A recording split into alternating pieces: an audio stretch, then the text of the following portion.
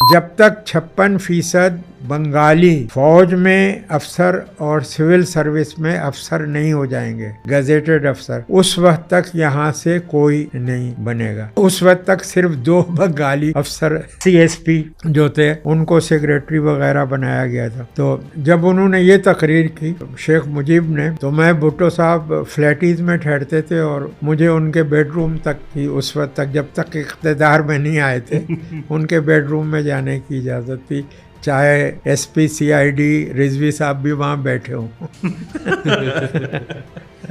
جب بھی ہاں بالکل ہی ایسے ہی تھا۔ میں وہاں گیا، میں نے کہا مبارک ہو بھٹو صاحب۔ کہنے لگے مجھے کیا مبارک، کاہے کی مبارک، ہمارے خلاف تو ہم نے سنا ہے شیخ نے بہت تقریر کی ہے۔ میں نے کہا اس نے تو آپ کا کام کر دیا ہے، اب آپ کی زمینیں اور بیوروکریسی کی اور فوجی افسروں کی ملازمتیں بچ جائیں گی۔ تو انہوں نے کہا تم کیا کہہ رہے ہو؟ میں نے ان کو بتایا کہ یہ کہا ہے اس نے، تو اس کا نتیجہ یہ ہوگا کہ اب آپ کا ان کے ساتھ گٹھ جوڑ ہو جائے گا اور اقتدار آپ کو مل جائے گا، لیکن کہنے لگے لیکن کیا؟ میں نے کہا لیکن پاکستان ٹوٹ جائے گا۔ السلام علیکم۔ آف دا اسکول کے پلیٹ فارم سے آج جس شخصیت کی ملاقات ہم آپ سے کروائیں گے وہ صحافیوں کے استاد ہیں، وہ پاکستان میں ریزسٹنس کا سمبل کے طور پر دیکھے جاتے ہیں، اور 2018 میں ایک واقعہ ہوا تھا جس کے بعد پاکستان بھر کے پریس کلبز میں ان کے اعزاز میں پروگرام ہوا، اور ایک جملہ بہت مشہور ہوا تھا، کون حسین نقی۔ تو حسین نقی صاحب بہت بہت شکریہ، آپ نے وقت دیا ہمیں۔ رانا آصف صاحب آج ہمارے کو ہوسٹ ہیں۔ سر میں وہ خبر دیکھ رہا تھا پیرزادہ سلمان صاحب کی 2018 میں جب آپ کراچی پریس کلب گئے، تو اس میں جو دیگر یادیں ہیں آپ کی لکھنؤ کے حوالے سے، صحافت کے حوالے سے، وہ تو ہم آپ سے جانیں گے۔ اس میں نے ایک فقرہ پڑھا جہاں پر آپ نے ذکر کیا آؤٹ آف اسکول چلڈرن کا، کہ پاکستان میں اتنی بڑی تعداد ہے، 25 ملین بچے اسکول سے محروم ہیں۔ تو وہ مجھے دیکھ کے بڑی خوشی ہوئی کہ آپ جیسے حضرات، تو 40 ملین آف دی اسکول ہے، یہ تو 2018 کی بات ہے۔ تو اس حوالے سے ہم ایک چھوٹی سی کوشش آف دا اسکول کے کم ہونے کے بجائے بڑھ رہے ہیں۔ تو آف دا اسکول کے پلیٹ فارم سے ہم چھوٹی سی کوشش کر رہے ہیں۔ الحمدللہ 3000 سے زیادہ بچے ہمارے پاس طلباء طالبات زیر تعلیم ہیں یہاں پر۔ تو سب سے پہلے تو ہم آپ سے یہی جاننا چاہیں گے کہ جو تعلیم کا جو مسئلہ ہمارے ملک میں ہے، یہ آپ نے شروع سے ایسے ہی دیکھا ہے کہ یہ ابتری اور زوال کی طرف جا رہا ہے، یا کسی دور کے اندر کوئی بہتری کی امید نظر آئی آپ کو کبھی پاکستان میں تعلیم کے موضوع پر؟ دیکھیے میں تو چونکہ ایک ایسے ہی یعنی ہے میری زندگی کہ میں سن 46 کے الیکشن جب ہوئے ہیں تو وہ میری باقاعدہ ہوش و حواس تھے اور میں سمجھ سکتا تھا کہ کیا ہو رہا ہے۔ تو ہم لکھنؤ میں تھے، اور لکھنؤ میں چودھری خلیق الزماں اور علی ظہیر صاحب، جن کو سجاد ظہیر صاحب کے سب میں بڑے بھائی، تو وہ ان کا کنٹیسٹ ہوا تھا۔ ایک مسلم لیگ کی طرف سے تھا۔ ہماری جو فیملی تھی وہ نیشنلسٹ تھی۔ میرے والد جو تھے وہ پارٹیشن کے حق میں بھی نہیں تھے، اور وہ آئے بھی نہیں۔ انہوں نے، حالانکہ میرے سب تایا چچا سب نے مائیگریٹ کیا، لیکن انہوں نے نہیں کیا اپنے۔ تو ہمارا گھر کا جو ماحول تھا وہ اس میں ایسا تھا کہ ایک تو یہ تھا کہ ملک آزاد ہو رہا ہے، اور ملک آزاد ہو رہا ہے تو وہ اس میں جمہوری اقدار جو ہیں ان کو فروغ دیا جائے۔ مثلا میں ابھی ان کو راستے میں بتا رہا تھا کہ میں اپنے والد سے یہ کہہ سکا کہ میں مطلب مجھے آپ کے ادارے میں شیعہ کالج میں مثلا مینجمنٹ کی خرابیاں نظر آتی ہیں، اور میں اس پہ اظہار خیال نہ صرف میں کر سکوں گا بلکہ میں نے کر دیا لکھ کے اس کے خلاف۔ اور اس میں ایڈیٹر صاحب کو، ہم نے سرفراز کے ایڈیٹر ہوتے تھے اعظم حسین اعظم صاحب، ان کو کہا کہ اس میں میرا نام نہ چھاپیں، کیونکہ اس میں ظاہر ہے ایسی باتیں ہیں۔ تو ہمارے والد خود مینیجنگ کمیٹی میں تھے، تو انہوں نے وہ نہیں چھاپی، لیکن مشہور ہوا وہ کہ یہ تو کوئی ایسی شخصیت ہے جو بالکل ہی اندرون خانہ حالات سے واقف ہے، تو وہ ایسا ہی تھا۔ تو ہمارے والد نے وہ کہا کہ یہ تم نے نہیں لکھا، یہ کسی اور نے لکھا ہے اور تمہیں کہا۔ یہ بعد میں بھی ہوا یعنی آپ یہ دیکھیے کہ اس کا توارد ہوتا ہے۔ ابھی جب ہم کو قلعے لے گئے تو وہاں بھی یہ کہا گیا کہ یہ جو آپ نے جس خط کا حوالہ دیا ہے یہ آپ کو نہیں ملا، یہ مظہر علی خان کے اوپر سوویت ایمبیسڈر نے ان کو دیا. کوئی جنرل ہے جو لیفٹسٹ ہے اور یہ اس نے مظہر صاحب کو دیا، اور مظہر صاحب نے آپ کے ذریعے سے پلانٹ کر دیا ویو پوائنٹ میں. اس میں یہ تھا کہ اس حکومت کو، یعنی اس وقت جو حکومت تھی جنرل صاحب کی، کہ اس حکومت کو ختم کرنے کے لیے ضروری ہے کہ صحافیوں کو، طالب علموں کو، اور یعنی پولیٹیکل ورکرز کو، ٹریڈ یونینز کو، ان کے لوگوں کو اکٹھا کیا جائے. یہ اگر ایک یعنی مل کے جد و جہد کریں گے تو پھر یہ حکومت کو گرایا جا سکتا ہے. یہ ایوب دور کی بات ہے جی، یہ والی بات تو ضیاء الحق کے دور کی ہے، لیکن خط وہ جو تھا وہ انہوں نے کہا کہ یہ آپ کے پاس کسی نے اس طریقے سے پلان کیا. حالانکہ خط جو تھا وہ پی پی آئی کی بے شمار ڈاک آتی تھی، اس میں آتا تھا، اور بعد میں پتہ چلا چونکہ ہمارے شاہ صاحب تھے سیکریٹری انفارمیشن، اور چیف سیکریٹری اس سے پہلے تھے، لیکن شاہ صاحب تھے اس وقت سیکریٹری انفارمیشن، اور اعتزاز وزیر تھے انفارمیشن کے. تو یہ کہا گیا کہ یہ اعتزاز صاحب جو تھے انہوں نے مجھے بتایا خود، انہوں نے کہا کہ ایسی فینٹیسٹک اسٹوری ہے کہ آپ سنیں گے تو حیرت زدہ ہو جائے گی. تو میں نے کہا کیا اسٹوری ہے؟ انہوں نے کہا یہ اسٹوری ہے کہ جنرل کوئی لیفٹسٹ تھا اور آپ نے کنفرم بھی کیا کہ ہاں جنرل لیفٹسٹ تھا ایک. تو اور اس لیفٹسٹ کے اوپر یہ خط پلانٹ کیا گیا، اور اس نے مظہر صاحب کو دیا تھا. مظہر صاحب نے آپ کو دیا کہ آپ یہ لکھ دیں اس میں. وہ 3 لائنیں انہوں نے وہاں سے اس خط سے نکال لی تھیں. تو اب مطلب یہ ظاہر ہے کہ یہ ایک مضحکہ خیز بات تھی. مجھے جب میں قلعے میں لے گئے تو اس وقت یہ پوچھا کہ آپ کی کسی جنرل سے ملاقات ہوئی ہے؟ تو میں نے کہا ملاقات کیا، میں بہت اچھی طریقے سے جانتا ہوں. تو میں نے کہا صرف یہ ہے کہ وہ ریٹائرڈ ہو گیا ہے. تو انہوں نے کہا ریٹائرڈ جنرل ہے. تو انہوں نے کہا اچھا ٹھہر جائیں آپ. تو کوئی دو گھنٹے وہ بند رہا سلسلہ. قلعے میں ہوں اور اس کے بیسمنٹ میں لے جایا گیا ہوں جو تھا ٹارچر وغیرہ کے لیے. پھر وہاں پہ 2-3 حضرات اور آئے اور انہوں نے کہا اب آپ پھر سے بتائیں. تو جب میں نے کہا کہ ہاں یہ بالکل صحیح کہہ رہے ہیں، میں نے ایسے ہی کہا ہے، تو میں تو بتا دیا ہے ریٹائرڈ جنرل ہے، ان کو میں جانتا ہوں، وہ لیفٹسٹ ہیں. تو لیکن اس کے ساتھ میں نے ان سے پہلے پوچھا کہ آپ لوگوں کا کیا خیال ہے کہ پیپلز پارٹی ہے یا ANP ہے، یہ لیفٹ پارٹیز ہیں؟ انہوں نے کہا ہاں جی بالکل ہیں. تو میں نے کہا اس وقت یہ ٹکا خان کو بنا دیا گیا تھا سیکریٹری جنرل. جب میں نے ان کا نام لیا تو وہ لوگ اتنے غصہ ہو گئے، یعنی آپ نے ہمیں بالکل ہی ماموں بنا دیا. میں نے کہا کہ بھئی آپ نے خود پوچھا کہ کوئی ہے لیفٹسٹ، تو میں نے کہا لیفٹسٹ پارٹی کا سیکریٹری جنرل ہے. آپ سے پہلے پوچھ لیا کہ آپ اس پارٹی کو لیفٹسٹ مانتے ہیں. جب آپ نے کہا تو اس کا سیکریٹری جنرل لیفٹسٹ نہیں تو اور کیا. تو نقی صاحب 46 میں وہ پورا آپ نے دور دیکھا جی، اور آپ نے کالج میں آپ نے پہلا مضمون بھی لکھا. تو اب وہ ماحول کیا تھا جب پاکستان بنا؟ تو آپ لکھنؤ میں کیا سچویشن تھی پولیٹیکل؟ لکھنؤ میں سچویشن یہ تھی کہ جو یہ آپ کو تو پتہ ہے کہ یہ بہت پہلے فیصلہ ہو گیا، میرا خیال 1909 وغیرہ ہی میں ہو گیا تھا، جب دو کہ ہندو اور مسلمان سپریٹ الیکٹریٹ ہوئے، لوکل گورنمنٹ میں ہوئے، پھر اس میں ہوئے. تو یہ سپریٹ الیکٹریٹ تھا اور مسلمانوں کی سیٹ پہ یہ ان دو لوگوں میں مین کنٹیسٹ تھا. اور بھی لوگ کھڑے کیے گئے تھے لیکن وہ اس لیے تاکہ دوسروں کے ووٹ کاٹے. تو اس میں ایک طریقے سے شیعہ کانفرنس کے نامنی کے طور پہ حالانکہ تھے تو وہ کانگریس کے علی ظہیر صاحب تھے، اور یہ تھے ہمارے خلیق الزماں صاحب مسلم لیگ کے. اور اس زمانے میں اس قسم کے جلوس نکلتے تھے لکھنؤ میں، سینے پہ گولی کھائیں گے، پاکستان بنائیں گے.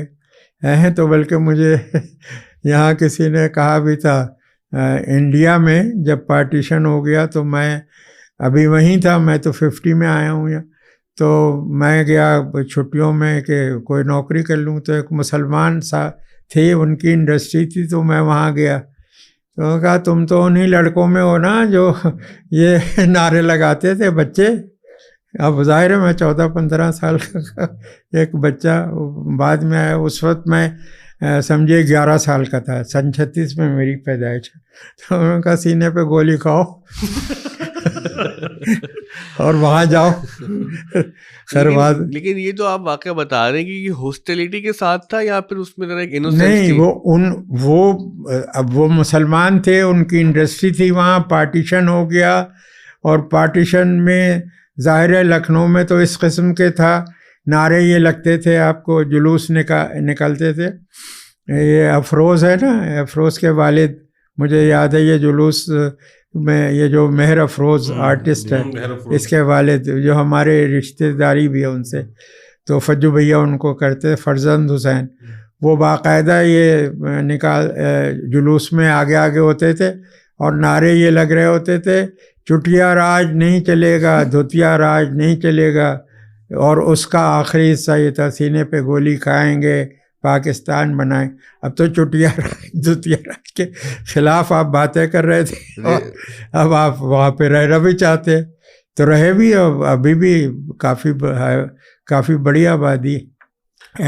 لکھنؤ کی سیٹ تو مسلم ووٹ ہی ڈٹرمن کرتا ہے کہ کس کو جائے گی، چاہے وہ واجپئی کو گئی ہو چاہے کسی اور کو. لیکن ان کو وعدہ کرنا پڑتا ہے وہاں شیعہ سنی جلوس نکلوانے کا، جو بی جے پی سے ہوتا ہے کہ ان جلوسوں پہ پابندی نہیں ہوگی. جیسے دسہرے کا، دیوالی کا جلوس ہوگا تو کوئی مسلمانوں کے جلوس پہ بھی، بی جے پی جب سے یو پی میں آئی ہے تو وہ اس کو یہ پہلے ایگریمنٹ ان کے ساتھ موجود ہے، ورنہ وہ ووٹ نہ دیں ان کو. تو بہرحال یہ تھا اس وقت کا ماحول کہ پاکستان بننے جا رہا ہے. اب یہ کہ پاکستان جو بننے جا رہا ہے اس کی قیادت کے پاس پاکستان کے لیے کوئی پلان نہیں تھا. یہ تو بعد میں ہمیں پتہ چلا کہ بھائی جب بن رہا تھا، ہم نے پوچھا جب قرارداد مقاصد کا مسئلہ آیا، جب تو ہم یہیں تھے، تو میں نے کہا بھائی پاکستان بنانے آپ جا رہے تھے مسلم لیگ، تو آپ کو یہ تو پتہ ہونا چاہیے تھا کہ آپ نے وہاں کرنا کیا ہے. اب آپ یعنی ملک بنا لیا، اس کے بعد اس کا مقصد طے کر رہے ہیں 2 سال بعد. جیسے آپ نے سب اکوپمنٹ خرید لیا اور پھر اس کا مقصد طے کریں گے کہ اس سے پوڈ کاسٹ بنائیں گے. 1949 میں پاس ہوئی نا قرارداد مقاصد. جی، تو 2 سال بعد ہمیں معلوم ہوا کہ ہمارا مقصد کیا ہے. جی، ہمارا مقصد کیا ہے. وہ اس میں مطلب، اور ان لوگوں نے بنایا مقصد جو کہتے تھے کہ پاکستان جو ہے وہ ایک درندے کی پیدائش ہے. یہ باقاعدہ لکھا گیا، ایسا نہیں ہے یہ ہٹ گیا ہے. یہ مولانا مودودی کی کتاب میں ایک مضمون میں یہ بات شامل تھی کہ یہ پاکستان جو ہے یہ ایک درندے کی پیدائش ہے. بعد میں انہوں نے رجوع کر لیا. رجوع ہو گیا بعد میں. وہ تو پھر بعد میں کراچی میں تو وہ سب کچھ ہوا بھی. آپ لوگ پتہ نہیں اس وقت بچے ہی ہوں گے جب یہ سب ہو رہا تھا. ہم نے تو آ کے ادیب صاحب سے کہا کہ ہماری ملاقات کرائیں، ہم ذرا ان سے بھی بات کریں. بہرحال یہ کس سن کی بات ہے؟ یہ تو بات کی بات ہے. میں کہہ رہا ہوں کہ اب جب آپ نے یہ بنایا تو آپ کے سامنے کوئی کلیئر وہ نہیں تھا. اول تو یہ نہیں تھا کہ بن ہی جائے گا. یعنی خود قائد اعظم نے مولانا جو تھے شبیر احمد عثمانی صاحب، انہوں نے کہا مولانا آپ کو خیال تھا کہ ہم بنا لیں گے. یہ باقاعدہ چھپا ہوا ہے، میں کوئی ایسی بات نہیں کر رہا ہوں کہ.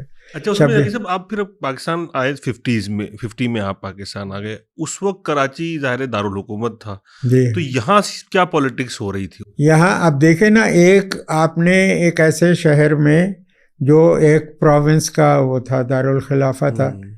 ایک تو سب سے پہلے ہمارے سامنے بعض چیزیں ہوئیں کہ قبضے ہوئے. قبضہ ہوا کہ 50s کے ہی زمانے کی بات ہے کہ جب ایک ہندو لڑکیوں کا اسکول تھا، مڈل اسکول، اس کی بلڈنگ پہ قبضہ کیا اسٹوڈنٹس نے اور کراچی یونیورسٹی بنائی گئی. جی آپ سول اسپتال سے سیدھے جائیں تو وہ بالکل ہی رائٹ سمجھیے جیسے اسٹریٹ لائن پہ آپ بالکل اس کے سامنے جا کے رکیں گے. وہاں اس کے پاس ایک بنگلو تھا، اس پہ بابا اردو نے قبضہ کر لیا، اس میں اردو کالج بنا، بعد میں یونیورسٹی بنی. یہ حقیقت ہے. اچھا میٹھا رام ہاسٹل تھا جس کے اوپر ہم لوگوں نے تو، میں کہا بھی ایک صاحب کو کہ آپ لوگوں نے تو اس کو قید خانہ بنایا ہے، جن کو آپ غائب کرتے ہیں ان کو وہاں پہلے رکھتے ہیں. تو ہم نے تو اس میں کم از کم یہ کیا تھا کہ میٹھا رام ہاسٹل پہ قبضہ کر کے اس میں کالج کے کچھ حصے بنا لیے تھے اور اسٹوڈنٹس کے لیے ہاسٹل بنایا. اس میں پھر یہ تفریق ختم ہو گئی کہ اس میں صرف یعنی ہندو کمیونٹی کے یا ٹرسٹ کے ہی لوگ آ کے رہیں گے. اور میٹھا رام ہاسٹل تو اس کام کے لیے تھا.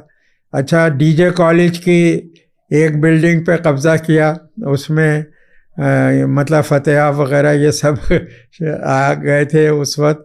اور اس میں ابھی بھی ایس ایم کالج کا ایک حصہ تھا ابھی تک. جو پچھلی بار میں آؤں تو میں نے دیکھا بھی غلام مصطفیٰ شاہ صاحب پرنسپل تھے، تو اس پہ یہ قبضہ کر لیا.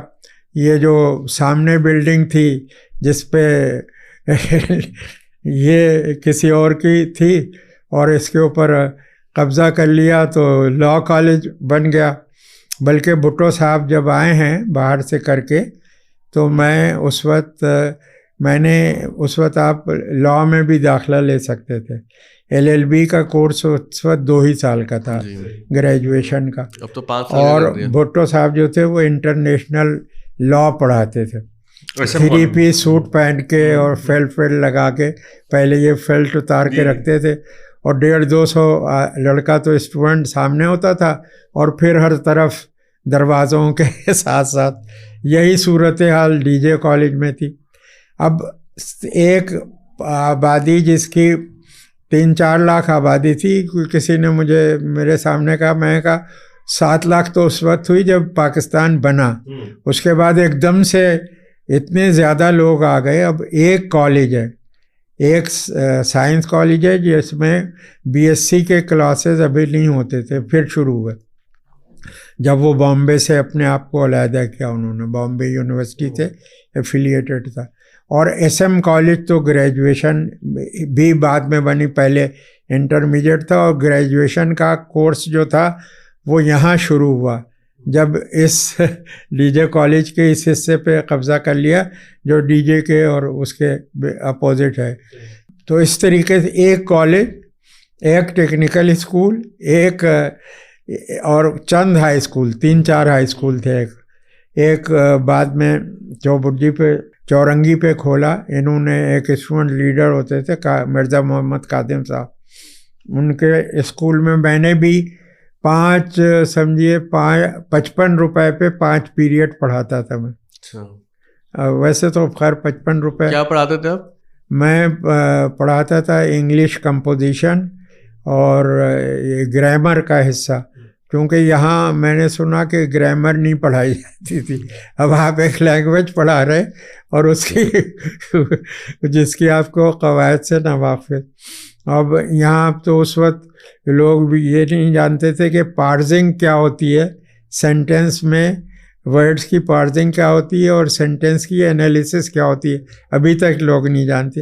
ابھی زیادہ سے زیادہ میں کہتا ہوں کم از کم ٹینس تو یار سب پڑھ لو تاکہ لکھو تو صحیح. وہ آپ بتائے نا سب تو قبضے میں مصروف تھے تو گرامر کون پڑھتا. تو وہ یہ تھا. اب وہ آپ دیکھیں نا کہ اب کچھ بھی نہیں تھا، مطلب ٹیچرس تھے. اب علی گڑھ سے جیسے یہ لوگ آئے، اب ڈی جے کالج ایک 40 لڑکوں کی جگہ 7 لاکھ کی آبادی ہو گئی ہے. اب اس میں مختلف جگہوں سے آ رہے ہیں. اب جیسے ہم آئے تو اب ہم نے داخلہ لینا ہے تو پتہ چلا کہ خالد صاحب جو ہیں جو کیمسٹری کے ہیڈ آف ڈپارٹمنٹ ہیں اور زبیری صاحب جو فزکس کے ہیڈ آف ڈپارٹمنٹ ہیں, یہ دونوں علی گیرین ہیں. میں کوئی 30-40 دن رہا تھا جا کے علی گڑھ میں, داخلہ لیا, لیکن میرا سبجیکٹ نہیں تھا انڈسٹریل کیمسٹری.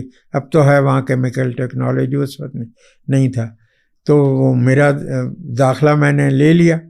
اب میں کیمسٹری کے کلاس میں گیا. فزکس میں تو میتھس ہوتی تھی اور میتھس سے میری جان نکلتی تھی, تو سپریٹ ہوتے تھے. صحافی ہونے کی نشانی ہے. 1 سال میں اور دوسرے سال میں آپ علیحدہ علیحدہ کر سکتے. تو میں کیمسٹری کے ڈپارٹمنٹ خالد صاحب کے کمرے میں گیا صبح, اور میں ان کے کان میں کہا, خالد صاحب میں آئی ایم آلسو فرام علی گڑھ. تو وہ کہا اچھا کل آگا, اور پیچھے خاموشی سے بیٹھ جانا.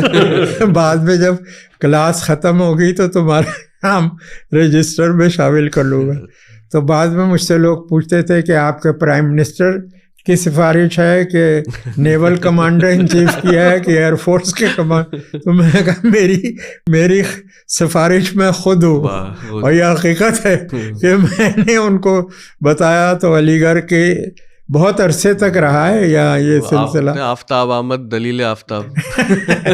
پہلے یہ تھا کہ جو علی گڑھ سے لوگ آئے تھے ان کی کیمریڈری, آپ جا کے کہتے کسی ڈپارٹمنٹ میں اور وہاں کا ہیڈ ہوتا علی گیرین, تو آپ کا ٹیسٹ ہوئے بغیر اور آپ سے دستاویزات مانگے بغیر آپ کو وہ جاب مل جانی تھی, کیونکہ اس وقت اویلیبل سبھی جگہ خالی ہو گئی تھی.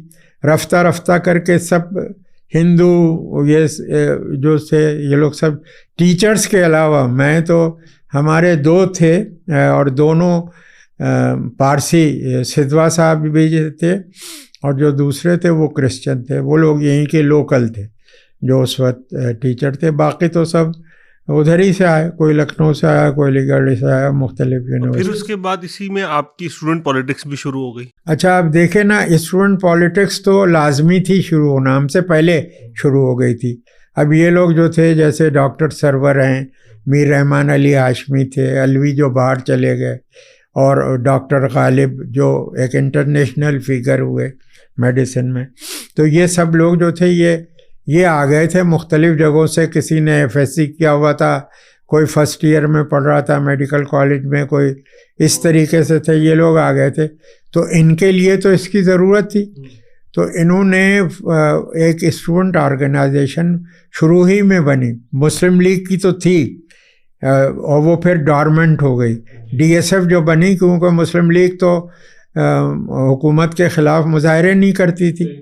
ان لوگوں نے کہا کہ یہ مطلب ہے کہ آپ اسکول بنائیں, کالج بنائیں, یونیورسٹی بنائیں, اور انہوں نے پھر ایک موومنٹ چلائی کہ جس کو 8 جنوری کی اب میرا خیال ہے نہیں منائی جاتی. جب تک ہم لوگ تھے اسٹوڈنٹ تو 8 جنوری منائی جاتی تھی, کیونکہ اس دن ان لوگوں نے ایک بڑا جلوس نکالا اور مطالبات تھے. وہ اس کے اوپر شاعری ہے جو میرے پاس چھپی ہوئی موجود ہے, وہ 8 جنوری کے متعلق بڑے. اور ہماری ایک دوست ہیں فاطمہ زیدی, جرنلسٹ ہیں, تو وہ بتاتی ہیں کہ ریوائیو کرنے کی انہوں نے کوشش کی اس کو کراچی یونیورسٹی میں این ایس ایف کے ذریعے, لیکن ایک ظاہر ہے کہ وہ اس طرح سے ہو نہیں سکا. ایفرٹ ایک کی تھی دوبارہ سے منایا جائے, لیکن وہ کام اس طرح سے نہیں ہو سکا. تو اب 8 جنوری کو یہ ہوا کہ انہوں نے اس وقت 18 نقوی تھے یہاں پہ چیف کمشنر, اور پولیس نے دیکھا کہ یہ لوگ بڑھ رہے تھے ان کے دفتر کی طرف. تو سمجھیے جو جہاں پہ یا ایک انشورنس کا آج کل آفس ہے, اور آگے یہ پریس کلب سے آگے اس طرف کارنر پہ جو راؤنڈ سا ہے نا, تو یہاں اس کے قریب میں فائرنگ ہوئی اور تقریباً 8-10 لوگ مر گئے, جس میں عام شہری بھی تھے 2-3. ظاہر ہے وہ سپورٹ کر رہے تھے کیونکہ ان کے بھی بچے ہوں گے. اب یہ تھا نا کہ اب آپ دیکھیں نا کہ اتنا بڑا شہر ہے اور اس میں ایک یونیورسٹی, اور میں بتایا کہ 55-56 میں بھی تھا.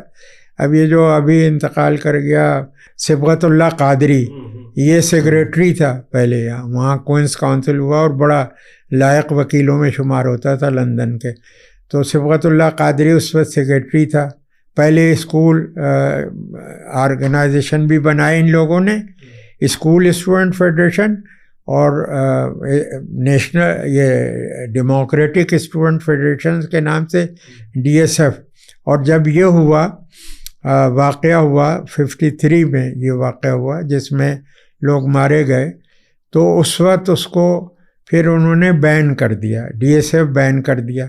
لیکن NSF بنائی تھی وائس چانسلر نے ٹو کاؤنٹر DSF. لیکن جی ہاں یہ تاریخی بات ہے بالکل. تو DSF تو ختم ہو گئی، اس کے اوپر پابندی لگ گئی. اب NSF تھی. NSF کا وائس پریسیڈنٹ جو تھا وہ تبت اسنو جن لوگوں کی ہے، ان کا تبت اسنو کا واقعی اس سے بڑا دفتر نہیں تھا. اب تو پوری پتہ نہیں ملٹی اسٹوریڈ بلڈنگ تبت کا سینٹر بنا ہوا ہے. میں تو ادھر سے گزرا تھا ایک بار، تو یہاں اتنا بڑا دفتر تھا، کارنر کے اوپر 2 مشین وہ رکھی ہوئی تھی، ایک پہ پاؤڈر اور ایک پہ کریم بنتی تھی. اور وائس پریسیڈنٹ وہ تھا NSF کا.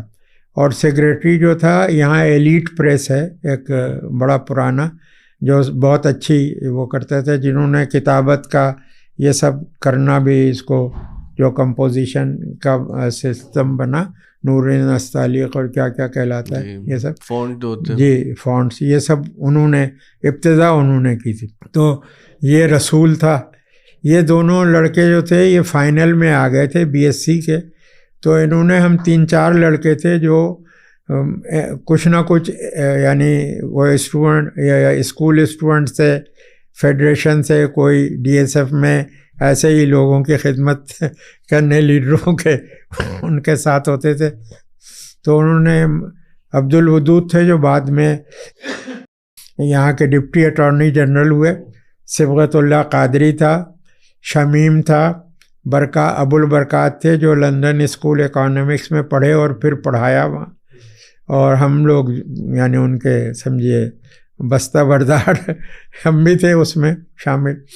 تو یہ آئے اور انہوں نے کہا کہ دیکھو ہم لوگوں کا تو سال ختم ہو رہا ہے اور اب ہم دونوں تو پاس ہو جائیں گے فائنل میں، تو تم لوگ ایسا کرو کہ NSF میں ہم نامینیشن کر سکتے ہیں کچھ، تو تم لوگ شامل ہو جاؤ، کیونکہ ہم جا رہے ہیں. تو تم اچھے یعنی NSF کے ان میں نہیں شامل ہو جو DSF کے یعنی ان میں نہیں شامل ہو جو خطرناک لوگ ہیں، تو تم لوگ شامل ہو جاؤ. ہم لوگ ظاہر ہے سب اسکولوں سے نکل کے اور کالج میں آئے تھے، تو ہم لوگ شامل ہو گئے، ہم چاروں لوگ.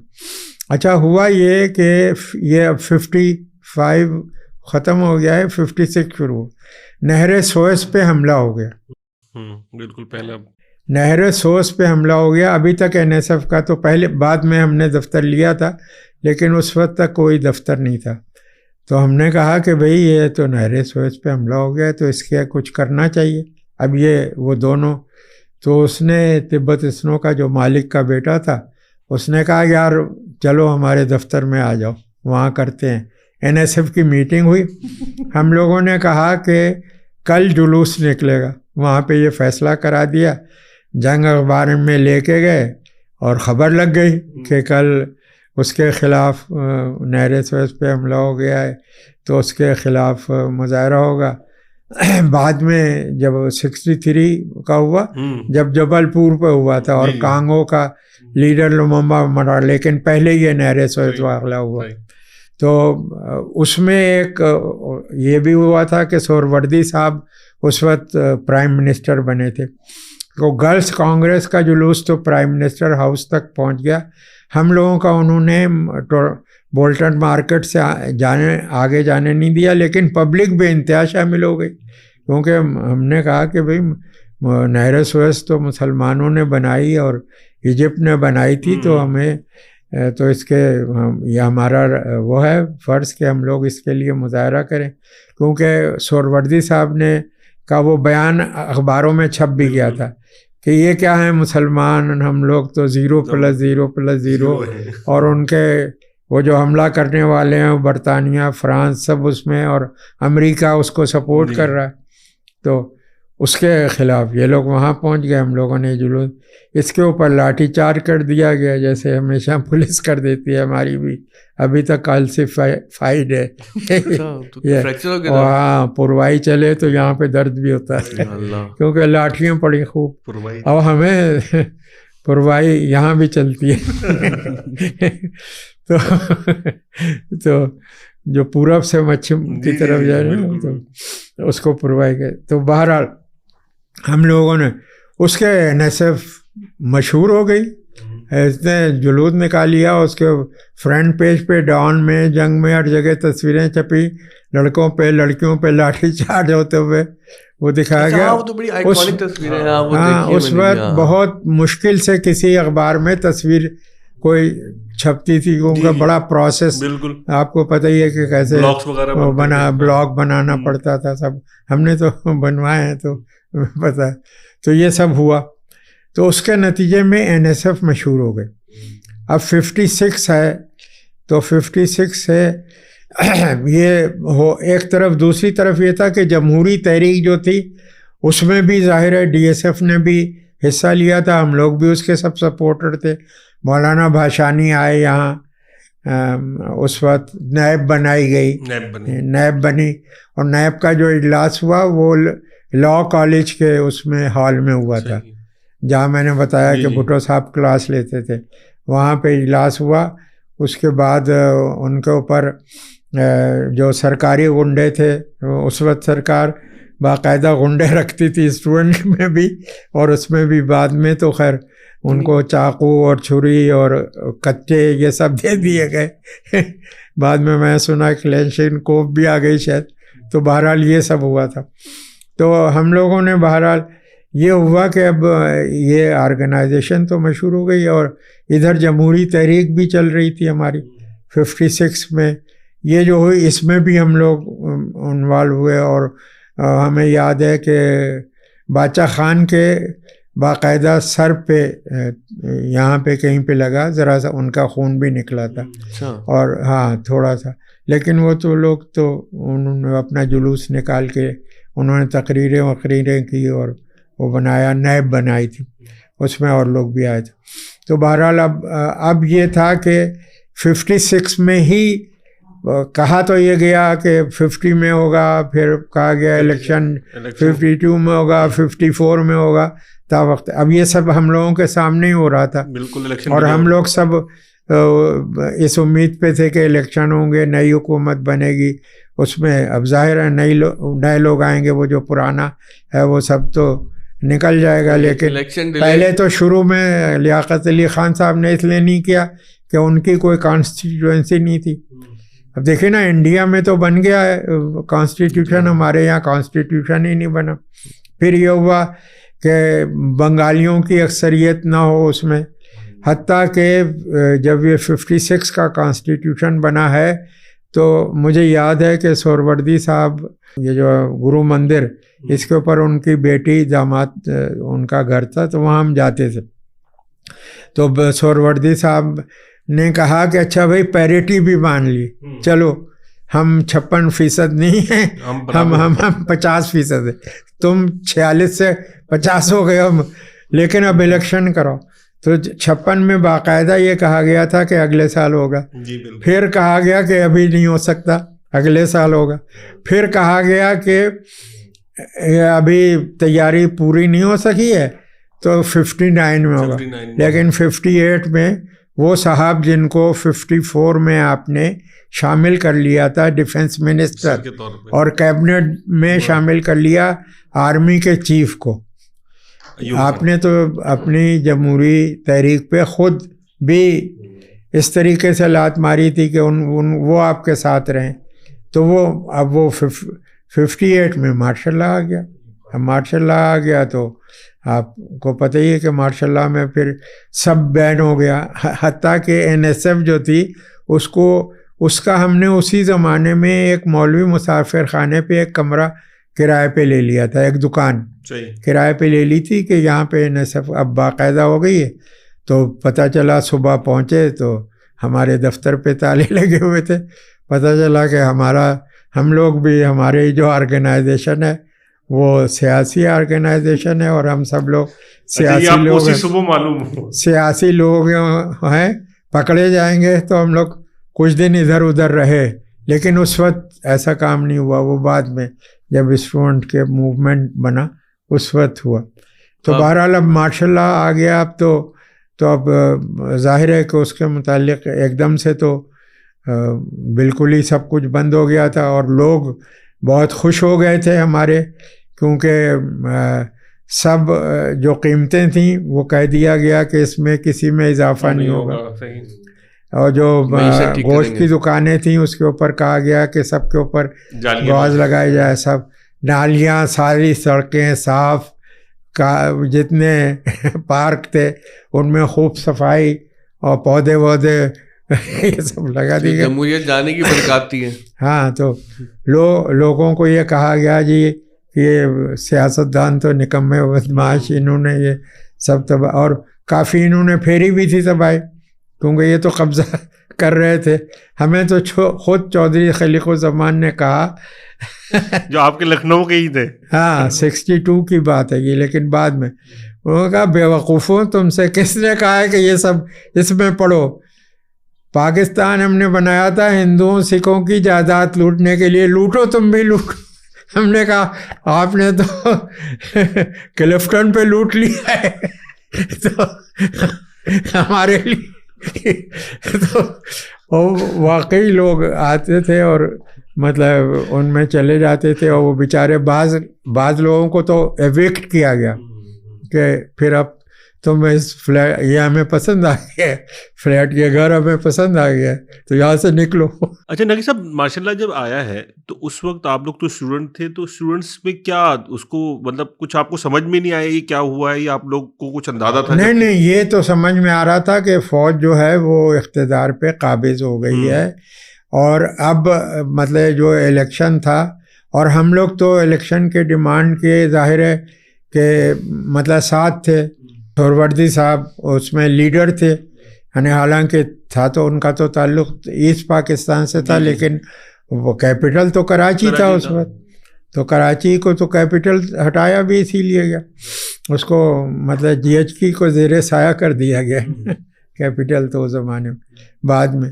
بہرحال یہ تھا کہ اب اس کی مزاحمت کا کیا طریقہ کار اختیار کیا جائے. لیکن ایوب خان نے ایک, یا تو آپ سمجھیں کہ کسی نے ان کو صحیح ایڈوائز دی کہ اسٹوڈنٹس یونین نہ بند کی جائے. اچھا, ہاں, البتہ یہ ہے, یہ انہوں نے کہا کہ یہ اس کا سسٹم الیکشن کا وہ نہیں ہوگا ڈائریکٹ, کیونکہ میں ڈائریکٹ الیکٹ نہیں ہوں, تو یہ الیکٹورل کالج بنے گا. صحیح. تو جس سال میں بناؤں صدر, تو الیکٹورل کالج نے کونسل پوری الیکٹ کی تھی ہر ڈپارٹمنٹ سے, اور اس سے پہلے یہ تھا جب فتیاب الیکٹ ہوئے تو مطلب یہ بھی تھا کہ وہ اس میں جو تھے فائنینس کا حصہ جو تھا وہ فرید صاحب کرتے تھے, جو ہیڈ آف ڈپارٹمنٹ تھے, وہ ٹریجرر وہ بنے تھے, الیکٹڈ ٹریجرر وغیرہ نہیں ہوتا تھا. تو جب صدارتی الیکشن ہوا ایوب خان کا, تو اس وقت آپ لوگوں کا کیا؟ اس وقت یہ تھا نا کہ وہ مادر ملت کے خلاف, مادر ملت کو لوگوں نے راضی کیا. یہ مجھے یاد ہے بہت اچھی طریقے سے, کہ چونکہ میں ابھی داخل ہوا تھا اس میں پروفیشن میں, اور چونکہ ہم لوگ جاتے رہتے تھے اسٹوڈنٹ لیڈر کے طور پہ, تو مادر ملت ہم لوگوں کو سب کو پہچانتی تھیں. پھر یہ ہوا کہ ہمارے 12 لوگ جو نکالے گئے بعد میں, اس میں سعید حسن تھے, یہ وائس پریسیڈنٹ بھی رہے تھے SM کالج کے, معراج سے پہلے, فتیاب سے پہلے. تو ان کو ان کے بھائی مادر ملت کے پاس پہنچ جاتے تھے, انہوں نے ان کو ان کا سیکریٹری بنا دیا تھا, لیکن مادر ملت نے سعید حسن کو جھاڑن دی اور کہا یہ ذرا کھڑکی وغیرہ صاف کرو. تو وہ ان کو برا بھلا کہتے ہوئے واپس آ گئے SM کالج کہ اب ہم نے BA بھی پاس کر لیا, ہم سے یہ کہا جا رہا ہے کہ پردے جھاڑو. تو بھائی سے بھی وہ کہا کہ میں نہیں جاؤں گا کل سے. تو بہرحال یہ ہوا کہ وہ تھیں اور ہم لوگ ان کے پاس رہتے. لیکن ہوا یہ کہ پہلے تو وہ راضی نہیں تھی، اور دوسرے یہ ہوا کہ بہت سارے لیڈرز نے جو عوامی لیگ کے تھے، جیسے خود مولانا بھاشانی تھے، بعد میں تو ان پہ یہ الزام لگا کہ انہوں نے ایوب خان کو سپورٹ کیا. ہمارے پاس تو اس کا ایویڈنس نہیں، ابھی تک ہمیں کسی نے بنگالی نے نہیں کہا کہ وہ مل گئے تھے، لیکن بہرحال ان کے اوپر ہی ادھر یہاں. لیکن انہوں نے، میں وہاں موجود تھا اوپر چھت کے اوپر، کیونکہ روشن دان تھا، اور سارے لیڈرشپ جو اس وقت بنی تھی اپوزیشن کی الائنس، وہ مادر ملت کے پاس گئی، کیونکہ انہوں نے یہ کہہ دیا تھا، اس میں دو بنگالی لیڈروں نے، دونوں نے کہہ دیا تھا کہ ہم کسی فوجی کو نہیں بنائیں گے، کیونکہ اس وقت ایوب خان کے مقابلے میں تھے نا خان صاحب، کیا نام تھا ان کا، جو ایسٹ پاکستان میں بھی مارشل لا ایڈمنسٹریٹر رہتے، اعظم خان، جنرل اعظم خان، کہ ہم فوج کو نہیں، فوجی کسی کو نہیں سپورٹ کریں گے. میں سمجھتا ہوں اچھا آدمی ہے، اس نے کام کیا، لیکن تو انہوں نے مادر ملت کو صاف کہا، ہم لوگ موجود تھے اور اوپر سے سن سکتے تھے کہ تم ہماری ماں ہو، تم الیکشن لڑو گی تو ہم سپورٹ کریں گے، ہم جنرل کو کسی کو نہیں سپورٹ کریں گے، تو تم ہی لڑو. تو وہ انہوں نے کہا، سب لوگ کہہ رہے تھے کہ آپ لڑیں گی الیکشن تو پھر تو ایوب خان کا جیتنا محال ہو جائے گا، اور واقعی ہار گئے تھے وہ الیکشن. یہ جو گولی چلی یہاں پہ لالو کھیت میں، وہ تو گور ایوب نے چلائی تھی، ہم لوگ کو تو اس وقت رپورٹ بھی کیا. بہرحال جب یہ ہوا تو بالآخر وہ لے گئے تھے، انہیں یقین تھا کہ میں کہوں گا جب تو انہوں نے کہا ہم تو مطلب سلٹ کا تمہارے بھائی کی وجہ سے الیکشن کرایا، تو تم ادھر نہیں لڑو گی تو پھر ہم علیحدہ ہیں اس سے. تو پھر مادر ملت نے جس سے انہوں نے ان کو ہار پہنایا.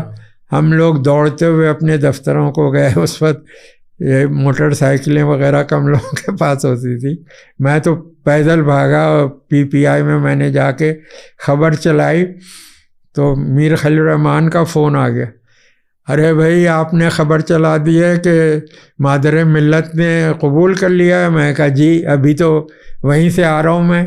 انہوں نے کہا ہماری تو پہلا ایڈیشن چلا گیا ہے. تو ہم نے کہا اس کو واپس بلا کے اس کو آپ کر دیں، کیونکہ آپ یہ لاکھ چھاپیں گے تو یہ لاکھ بھی بکے گا. تو وہ باقاعدہ میر صاحب میں یہ تھا کہ وہ بات تک کہتے تھے کہ آپ کی وجہ سے یہ کام ہو گیا، میں نے راستے سے وہ منگوا لیے واپس کاغذ کے، ورنہ ان کے تو دفتر کو جلا دیتے اپوزیشن کے لوگ. پھر آپ نے الیکشن بھی کور کیا نقی صاحب، جو الیکشن ہوا؟ جی الیکشن ہوا، اس کو کور کیا. میری تو شیخ مجیب سے، یعنی اس کو میں نے یہ بتایا کہ میں بھی اسٹوڈنٹ لیڈر، اس کو پتہ بھی تھا. یہ آپ اسی الیکشن کی بات کر رہے ہیں جو ایوب خان والا الیکشن؟ جی ایوب خان کا 62 میں، کیونکہ میں تو ہو چکا تھا، تو میں نے بتایا کہ تم مجھ سے 10 برس سینئر اسٹوڈنٹ لیڈر ہو، میں 10 برس جونیئر ہوں. کیونکہ وہ جب لیڈر تھے تو ہمارے پی ایف یو جے کے صدر تھے کے جی مصطفیٰ. تو کے جی بھائی جو تھے، وہ کے جی بھائی کو لیڈر کہتا تھا ہمیشہ. جب وہ وزیر اعظم بھی تھا، ہم نے بنگال میں بھی دیکھا کہ جب بھٹو اور مجیب کی ٹاکس ہوئیں تو مجھے خاص طور سے شمیم احمد صاحب نے بھیجا تھا کہ تم دونوں کو جانتے ہو تو کور کرو تم. تو میں وہاں گیا تھا تو اس نے کہا کہ تم تو میرے لیڈر ہو. تو اس وقت یہ تھا کہ ہم نے کہا، ہم اور مادر ملت کے الیکشن میں ساتھ رہے. شیخ مجیب یہاں آ گئے تھے کیمپین میں حصہ لینے، لاہور بھی، یہاں بھی.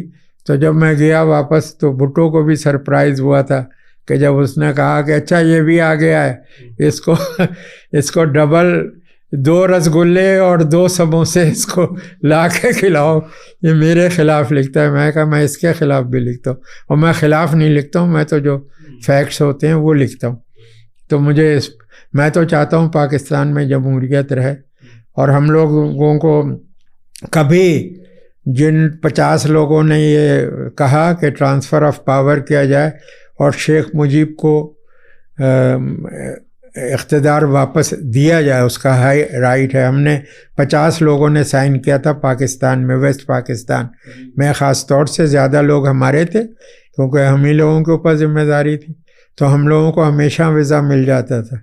4 بار میں گیا ہوں بنگلہ دیش بعد میں, بلکہ ایک بار تو میں ان کے الیکشن میں کنسلٹنٹ کے طور پہ گیا تھا, جو جنرل الیکشن ہوا, کیونکہ چیف الیکشن کمشنر جو تھے وہ ویسٹ پاکستان میں اس وقت, پہلے جب پاکستان ایک تھا تو ایڈیشنل فارن سیکرٹری تھے, تو سارک کی ایک میٹنگ میں وہ آئے یہاں الیکشن کی, تو اس میں انہوں نے دیکھا کہ HRCP میں, تو انہوں نے کہا کہ یار نقی ہمارے یہاں بھی آ جاؤ, اور وہ ٹریننگ کے یعنی یہاں پہ جیسے آپ نے کی ہے یہ ان کو ایکٹیوسٹ کو جو مانیٹر کر رہے ہیں الیکشن, تو ہم ٹریننگ کراتے تھے نا HRCP میں, تو ہم نے پھر میں ڈھاکہ کا رہا ہفتے, الیکشن سے کافی پہلے میں گیا تھا اور انہی کے ایز گیسٹ رہا. اچھا نقی صاحب یہ فرمائیے گا کہ اب کراچی کا جو دارالحکومت تبدیل ہوا ہے, آپ کے نزدیک اس فیصلے کے کیا محرکات تھے؟ دیکھیے سب سے بڑا محرک تو یہ تھا کہ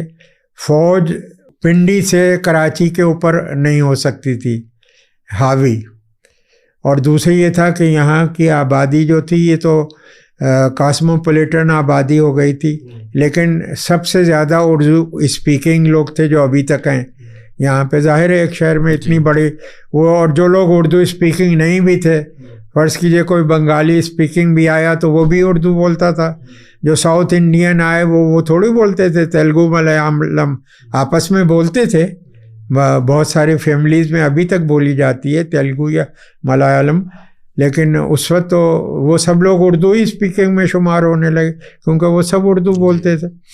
تو یہ تھا ان کا مقصد, تو یہ تھا کہ یہ ہمارے کنٹرول میں ہو. تو جس وقت چاہیں آپ دیکھیں نا کہ جب اسلام آباد میں مثلا نواز شریف کی حکومت کا تختہ پلٹنا تھا تو 10 آدمی دیوار سے اترے اور جا کے اندر بندوقیں تانی, تو یہاں پہ تو ایسا مطلب ایسے نہیں ہو سکتا تھا. یہاں پہ آپ دیکھیں نا ریزسٹنس کا شہر بھی تھا, یہ موومنٹس کا شہر یہ تھا. پاکستان کی پولیٹیکل یا ڈیموکریٹک ڈیولپمنٹ میں جتنا کنٹریبیوشن کراچی کا ہے وہ کسی دوسرے شہر کا نہیں تھا. اسٹوڈنٹ موومنٹ ہو یا یونیورسٹیز بنائی جائیں, کیمپسز بنائے جائیں, فیسیں کم رکھی جائیں, ٹرانسپورٹ سستی کی جائے, اور مطلب ہے کہ فیسلٹیز جو ہیں وہ بڑھائی جائیں, اسپتال زیادہ, یہ سب ڈیمانڈ کہاں سے اٹھتی تھی؟ اٹھتا ہے کراچی سے تھا. لاہور تو بڑی مشکل سے شامل ہوتا تھا اس میں بھی MAO کالج ہو جاتا تھا شامل, اسلامیہ کالج ہو جاتا تھا شامل, گورنمنٹ کالج میں تو باقاعدہ بھاگ جاتے تھے اس کے جو لیڈر ہوتے بھی تھے, کہ وہ مجھے تو کہا اس نے, میرا جائیں وہ تھا تو اس نے کہا کہ یار نقی مجھے سول سروس کا امتحان دینا ہے, مجھے تو ڈپٹی کمشنر بننا ہے جو وہاں وائس پریزیڈنٹ تھا گورنمنٹ کالج میں. اگر ہم سر سے یہ جاننا چاہیں کہ وہ جاننا چاہتے ہیں کہ جو بھٹو صاحب کے ساتھ جو آپ کی ملاقاتیں ہیں اور وہ جو پورا سیکسیز میں آپ نے جو ماشاءاللہ کے بعد جو لاہور میں آپ نے پوری کور کیا اس پوری, اچھا آپ دیکھیں نا بھٹو صاحب یہ تھا کہ بھٹو صاحب جب انہوں نے 65 وار ہوئی اور مطلب یہاں پر یعنی انہوں نے جب وہ آئے یہاں آئے تو اس وقت ان کو ہمیں یہ پتہ چلا کہ نواب کالا باغ نے ان کو کہا ہے کہ تم پاکستان سے چلے جاؤ ورنہ تمہاری میں ایسی تیسی پھیر دوں گا. شملہ معاہدہ کے بعد, جی شملہ معاہدے کے بعد. تو بھٹو جب آئے ٹرین پہ اور 65 میں یہ سنا گیا یا وہاں سے لوگوں نے یہ کہا کہ بھٹو تاشکند ڈکلیریشن پہ راضی نہیں تھے, حالانکہ سگنیچریز میں وہ تھے, لیکن یہاں پہ یہ مشہور بھی ہوا اور یہ بھی تھا کہ بھٹو نے وہ مخالفت تو کی تھی, یعنی اس میں کوئی دو رائے نہیں ہے کہ بھٹو اس طریقے کے ایگریمنٹ کے مخالف تھے. انہوں نے اب ظاہر ہے انہوں نے استعفیٰ بھی دیا, اسی لیے ان کو کہا کہ بھئی تم ایگری نہیں کرتے اب ہمارے فارن پالیسی سے تو استعفیٰ دو. اب جب وہ اسٹیشن پہ اترے یہاں لاہور, اس وقت آپ دیکھیں نا کہ جو بھٹو صاحب وہاں اترے تو وہاں بہت ان کا استقبال ہوا. بڑا استقبال. پھر ہم لوگوں نے ان کا یہاں بہت استقبال کیا. پھر ان کو NSF کے اناگرل میں جیسے فیض صاحب کو بلایا تو اسی طریقے سے بھٹو صاحب کو بلایا. ان کو مطلب یعنی ایکلیم کیا کہ بھئی یہ ایک ایسے لیڈر ہیں جو. اور پنجاب میں یہ ہوا کہ وہاں پر پھر بھٹو صاحب جو تھے وہ ان کے ظاہر ہے ان کو 3-4 لوگوں نے بہت سپورٹ کیا اور ویلکم کیا. بلکہ پہلی مرتبہ لاہور میں ظاہر ہے ڈاکٹر مبشر کے گھر بھٹو صاحب رہے اور ڈاکٹر مبشر کے ساتھ کوئی پاکستان کے اسٹیبلشمنٹ کے لوگ کچھ گڑبڑ نہیں کر سکتے تھے کیونکہ ان کی جو فیملی تھی اس نے ایسٹ پنجاب میں اور ہریانہ تک میں جو مسلم لیگ تھی وہ ان لوگوں کے سمجھیے سپورٹ کی وجہ سے وہ جو خاندان تھا وہاں کا وہ لوگ وہاں کے سمجھیے سجادہ نشین ایک طریقے سے فیملی تھی تو ان لوگوں کی عزت بھی اسی طریقے سے کرتے تھے. میں دیکھا یہ جو ہمارے نصرت فتح علی خان تھے یہ ڈاکٹر صاحب کے بڑے بھائی تھے شبر. جب یہ بلاتے تھے تو وہ رات بھر ان کے یہاں قبالی اور پہلے ان کے یعنی گھٹنے چھوتا تھا پھر شروع کرتا تھا کیونکہ یہ لوگ ان کے سب وہاں کے تھے اور وہ لوگ وہاں کے اس میں تھے.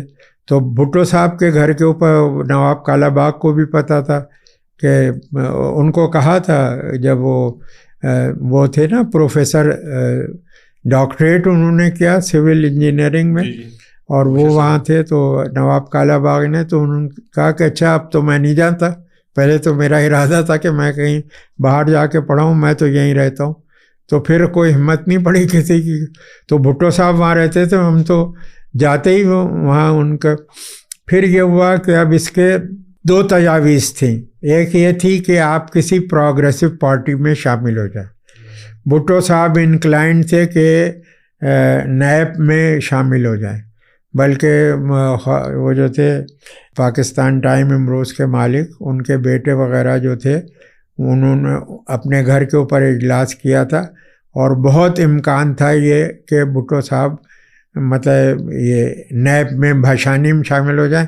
ولی خان کے ساتھ نہیں شامل ہونا چاہتے تھے وہ, لیکن نیب میں شامل ہونا چاہتے تھے. باقاعدہ ان کے گھر کے اوپر محمود اللہ عثمانی کے باقاعدہ بات چیت بھی ہوئی, سب کچھ ہوا. لیکن بہت سارے لوگ تھے جن کی رائے یہ تھی کہ نئی پارٹی بنانی چاہیے, کیونکہ جو ایگزسٹنگ پارٹی ہیں اگر انہوں نے چلنا ہوتا اور آگے, اور وہ تو ہمارے یہاں مشرقی پاکستان میں تو پاپولر تھی وہ پارٹی, لیکن یہاں پہ اس طریقے سے نہیں تھی. لیکن پھر بھی شیخ یعنی بھٹو صاحب اور مولانا بھاشانی کا جلوس لاہور میں ساتھ نکالا گیا, اور انہوں نے بھاشانی صاحب نے بھی کہا کہ ہاں یہ ٹھیک ہے کہ ہم دونوں ساتھ جلوس نکالیں. اور اس وقت تک یہ تھا کہ بھئی کمبائنڈ مطلب یعنی یہ لوگ تحریک چلائیں گے. بہرحال پھر یہ ظاہر ہے بہت سارے, تو پھر ایک کمیٹی بنی جس نے فاؤنڈیشن ڈاکومنٹس ڈرافٹ کیا. اس کے اوپر پہلے ڈسکشن ہوتا تھا ڈاکٹر مبشر کے گھر میں.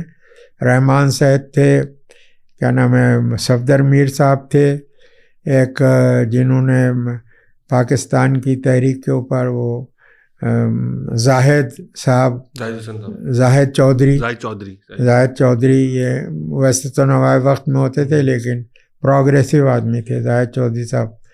اور زاہد چودھری صاحب تھے, یہ سب لوگ وہاں بیٹھتے تھے, ہم بھی اس میں شامل ہوتے تھے, ڈسکشن ہوتا تھا وہاں پہ. لیکن لکھنے پڑھنے کا کام جو تھا وہ میر صاحب نے کیا زیادہ.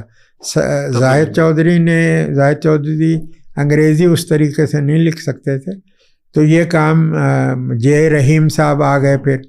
تو جے رحیم صاحب اس میں شامل تھے, وہ بلکہ کچھ ڈرافٹس لائے بھی تھے اپنے ساتھ پیرس سے. اگر آپ یوں دیکھیں تو سب سے زیادہ جو کنٹریبیوشن تھا ہے فاؤنڈیشن ڈاکومنٹس میں وہ جے رحیم صاحب کا ہے. باقی لوگ پھر اس کے ڈسکشن میں ان کو اور ڈیولپ کرنے میں, ان میں کچھ ایڈیشن کرنے میں, جب وہ چھپا ہے ڈاکومنٹ کی صورت میں پورا foundation documents of Peoples Party. تو پھر یہ ان سب لوگوں کا اس کے اندر کنٹریبیوشن تھا, اور وہ ڈاکٹر مبشر کے گھر ہی میں. تو یعنی اس وقت تک آپ لوگوں کے خیال میں کوئی پریگمیٹک پولیٹک پارٹی یہ تھی کہ بھائی نئی پارٹی جو ہوگی اس کے زیادہ امکان ہے, اور وہ مطلب سوشلزم بھی ہو اس میں. اور ایک حصہ ہم لوگوں کا ایسا ہے جس میں میں بھی شامل ہوں, جو یہ سمجھتے تھے کہ پاکستان میں آپ ایتھیسٹک سوشلزم نہیں چلا سکتے ہیں. ہمارا بھائی مسلمانوں نے بنایا ہے, ہم لوگ تو آئے بھی تھے, مطلب ہم تو انجمن آبادی مساجد کے سیکریٹری تھا میں لکھنؤ میں, جو پرانی وہاں واقعی ایک مسجد میں تو گائے نے بچہ دے دیا تھا. اب مطلب پارٹیشن بھی ہو گیا ہے, اس کو آپ مار نہیں سکتے, اس کو کسی طریقے سے وہاں سے 50 لڑکوں نے مل کے اٹھایا اس کو وہاں سے اور باہر نکالا, اور پھر اس سب کو پاک کیا اس مسجد کے فرش کو. وہ غیر آباد جگہ پہ تھی, تو وہاں پہ وہ گائے پہنچ گئی بچہ دے. تو بہرحال یہ سب ہوا تھا. تو یہ اب یہ لوگ جو تھے ان کو یہ سلوگن ایکسیپٹیبل تھے کہ یہ جو ہمارا نظریہ اور اسلام, ہاں, اور سوشلزم ہماری معیشت ہے, جس کو بغیر کسی اجازت کے پیپلز پارٹی نے بمائے بھٹو صاحب کے اس کو اسلامی مساوات کر دیا. اس کا جیسے یہ تھا نا پاکستان ریزولوشن میں اسٹیٹس تھیں, اسٹیٹس میں سے جب ایس ڈراپ کیا تو قائد اعظم نے کوئی کونسل کی میٹنگ میں اس کو نہیں پیش کیا تھا, اسٹیٹ کر دیا انہوں نے کر دیا. تو ظاہر ہے اس وقت وہی قائد اعظم تھے تو سب نے مان لیا.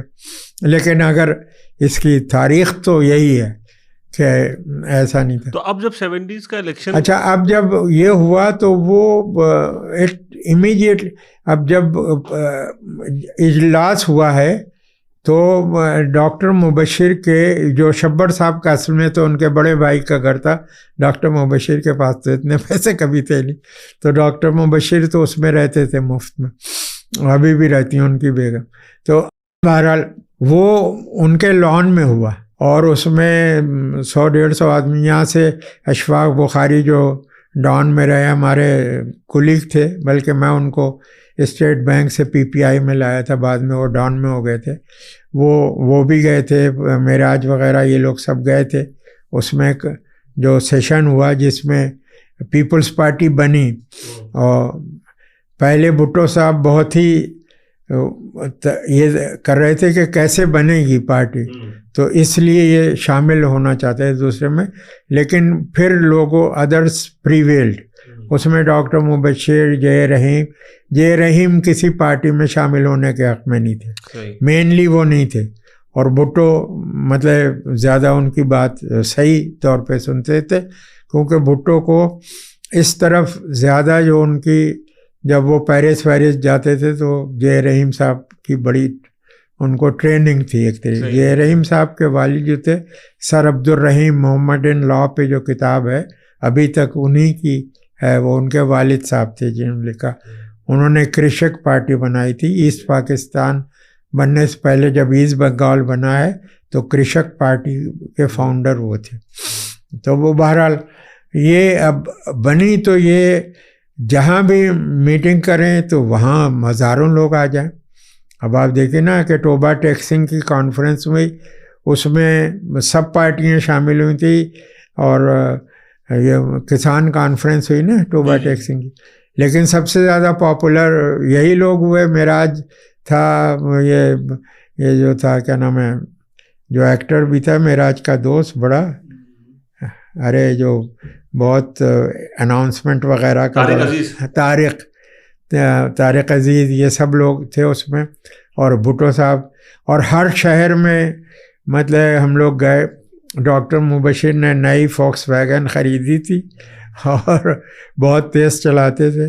سب سے پہلے قصور گئے, اور پھر وہاں پہ مطلب یعنی یہ جو تھا احمد رضا قصوری کی فیملی, ان کے وہ خود بھی, وہ اور بھی لوگ تھے اس کے بھائی وغیرہ, یہ لوگ اور بھی لوگ وہاں پہ سے شامل ہوئے. لاہور میں تو بن گئی تھی پارٹی. اور یہاں پہ ہمارے ایک وکیل تھے جو بہت ہی اچھے وہ تھے, انہوں نے شروع میں تو وہی تھے صدر. اور جس شہر میں جائیں اور جہاں بھی جائیں وہاں پارٹی بن جائے. پھر مطلب جب الیکشن ہوا, الیکشن میں چلے جائیں تو الیکشن میں ہم نے کیلکولیٹ کیا کہ کتنی سیٹیں ہوں گی. تو ایک ڈان کے ایڈیٹر رہے ہیں ظفر اقبال مرزا, جن کو عرف عام میں زم ہم لوگ کہتے تھے, زم. تو زم اور ہم لوگوں نے مل کے بنایا چارٹ. تو even Bhutto did not agree کہ مجھے اتنی سیٹیں مل جائیں گی. ہم نے کہا اتنی سیٹیں ہیں پنجاب میں. وہ کہتے تھے نہیں یار 30-40 مل جائیں بس بہت ہیں ہماری. وہ مطلب واقعی اگر ایسا ہو جاتا تو وہ شاید رک جاتے. یہ جو وہ بے قابو ہو گئے نا اپنی, انہوں نے دیکھا اور ان کے ساتھ یہ بیوروکریسی اور یہ سب مل گئی. ہماری تو خیر اس بات پہ پھر بہت اختلاف رائے ہو گیا تھا when he refused to hand over power to شیخ مجیب.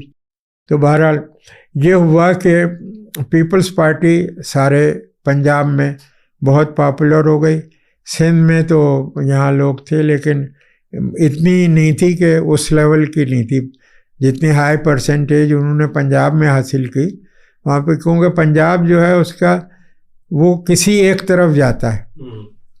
اور ٹریڈیشنلی اس کا یہ ہے کہ جب وہ پھر کسی چیز میں حصہ لے تو آپ دیکھیں گے کہ اب تو خیر پاکستان ٹوٹ گیا تو اس کے بعد پنجابی رہ گیا ہے, لیکن اس وقت بھی یہ تھا کہ جس طرف ہو جائے گا تو یہاں کا اسٹیبلشمنٹ یہاں کی. اس میں ایک سوال جو میرے ذہن میں آ رہا ہے کہ جو بھٹو صاحب نے ریفیوز کیا پاور ٹرانسفر شیخ مجیب کو, تو واز اٹ پاور ہنگر اور یا کوئی ڈیپر آپ کا اس پہ انالیسس ہے, کچھ اور بھی تھا؟ نہیں پاور ہنگر ہی تھی. بہت بحث ہوئی ہے ہم لوگوں کی ان سے اس مسئلے کے اوپر کہ وہ الیکٹ ہوا ہے. آپ دیکھیں نا, وہی پاکستان کا ریزولوشن پاس کروانے والے وہ, سب سے پہلے اس کو ایڈاپٹ کرنے والے وہ, ہر لحاظ سے ان کا کنٹریبیوشن زیادہ, 56% پاپولیشن ان کی. اس میں جتنی بھی پولیٹیکل پارٹیز تھی وہ مڈل کلاس کی لیڈرشپ تھی. یہاں پہ تو سب فیوڈل تھے, اور وہاں کی جو پارٹی تھی اس نے تو ہندوؤں کو ہرایا ہی اس طریقے سے تھا, اور فیوڈلز کو, جو چند فیوڈل مسلمان تھے زیادہ تو ہندو تھے, تو ان کو ہرا کے اپنا یہ آزاد کرایا تھا, ایسٹ بنگال بنوایا. ہمارا یہ تھا کہ اب الیکشن ہوا ہے بالآخر, مطلب نہ ہوتے اور پہلے الیکشن ہوا تو اس میں ایوب خان صاحب نے جو بنائی تھی آپ دیکھیں نا, اس کے اندر کیا تھا کہ لاہور سے ایک سیٹ تھی اپوزیشن کی جو آسما کے والد کی تھی, جن کے گھر کے اوپر فائرنگ ہوئی, اور ہمارے پی پی آئی کے ایڈیٹر تھے جو بیچارے قتل ہو گئے اس میں, حالانکہ ان کو نہیں مارنا تو ان لوگوں کو مقصود تھا. بہرحال تو وہاں پر یہ تھا کہ بھئی اب آپ بن گیا ہے, اب الیکشن ہو گیا, الیکشن میں انہوں نے اتنی سیٹیں لی ہیں تو اب آپ ان کو پاور ہینڈ اوور کریں. بھٹو صاحب پہلے جیسے ہی ان کو اتنے ملے ووٹ تو باقاعدہ انہوں نے, شیخ مجیب نے لاہور میں تقریر کی. وہ بہت اہم ہے کیونکہ اس کو بہت کم اخباروں نے قابل اشاعت سمجھا. میری ہی رپورٹ تھی اور ایک آدھی میں چھپی وہ خبر. اس میں شیخ مجیب نے گول باغ میں تقریر کی. ایک تو پہلے اس میں پانی چھڑوا دیا گیا, وہ تو خیر سرکاری کام ہوگا, پیپلز پارٹی کا ہی کام نہیں تھا. تو وہاں پہ ظاہر ہے کوئی ضرورت بھی نہیں تھی, پیپلز پارٹی کے پاس تو پورا شہر تھا, تو وہ کہاں کیوں کرتے. تو پیپلز پارٹی, انہوں نے, شیخ مجیب نے تقریر کی کہ دیکھو اب کی ہم الیکٹ ہوں گے اور ہماری میجورٹی ہوگی, اور ہم کانسٹیٹیوشن ہماری میجورٹی سے بنے گا, اور ہم دو کام کریں گے. ایک تو یہ ہے کہ جیسے ہم نے ریڈیکل لینڈ ریفارمز کی, جب جگتو فرنٹ جیتا بنگال میں, تو ہم نے جو زمینداری ابولیشن کیا تو اس میں ہندو جاگیرداروں کی زمین جو تھی وہ تقسیم ہوئی مسلمان کسانوں.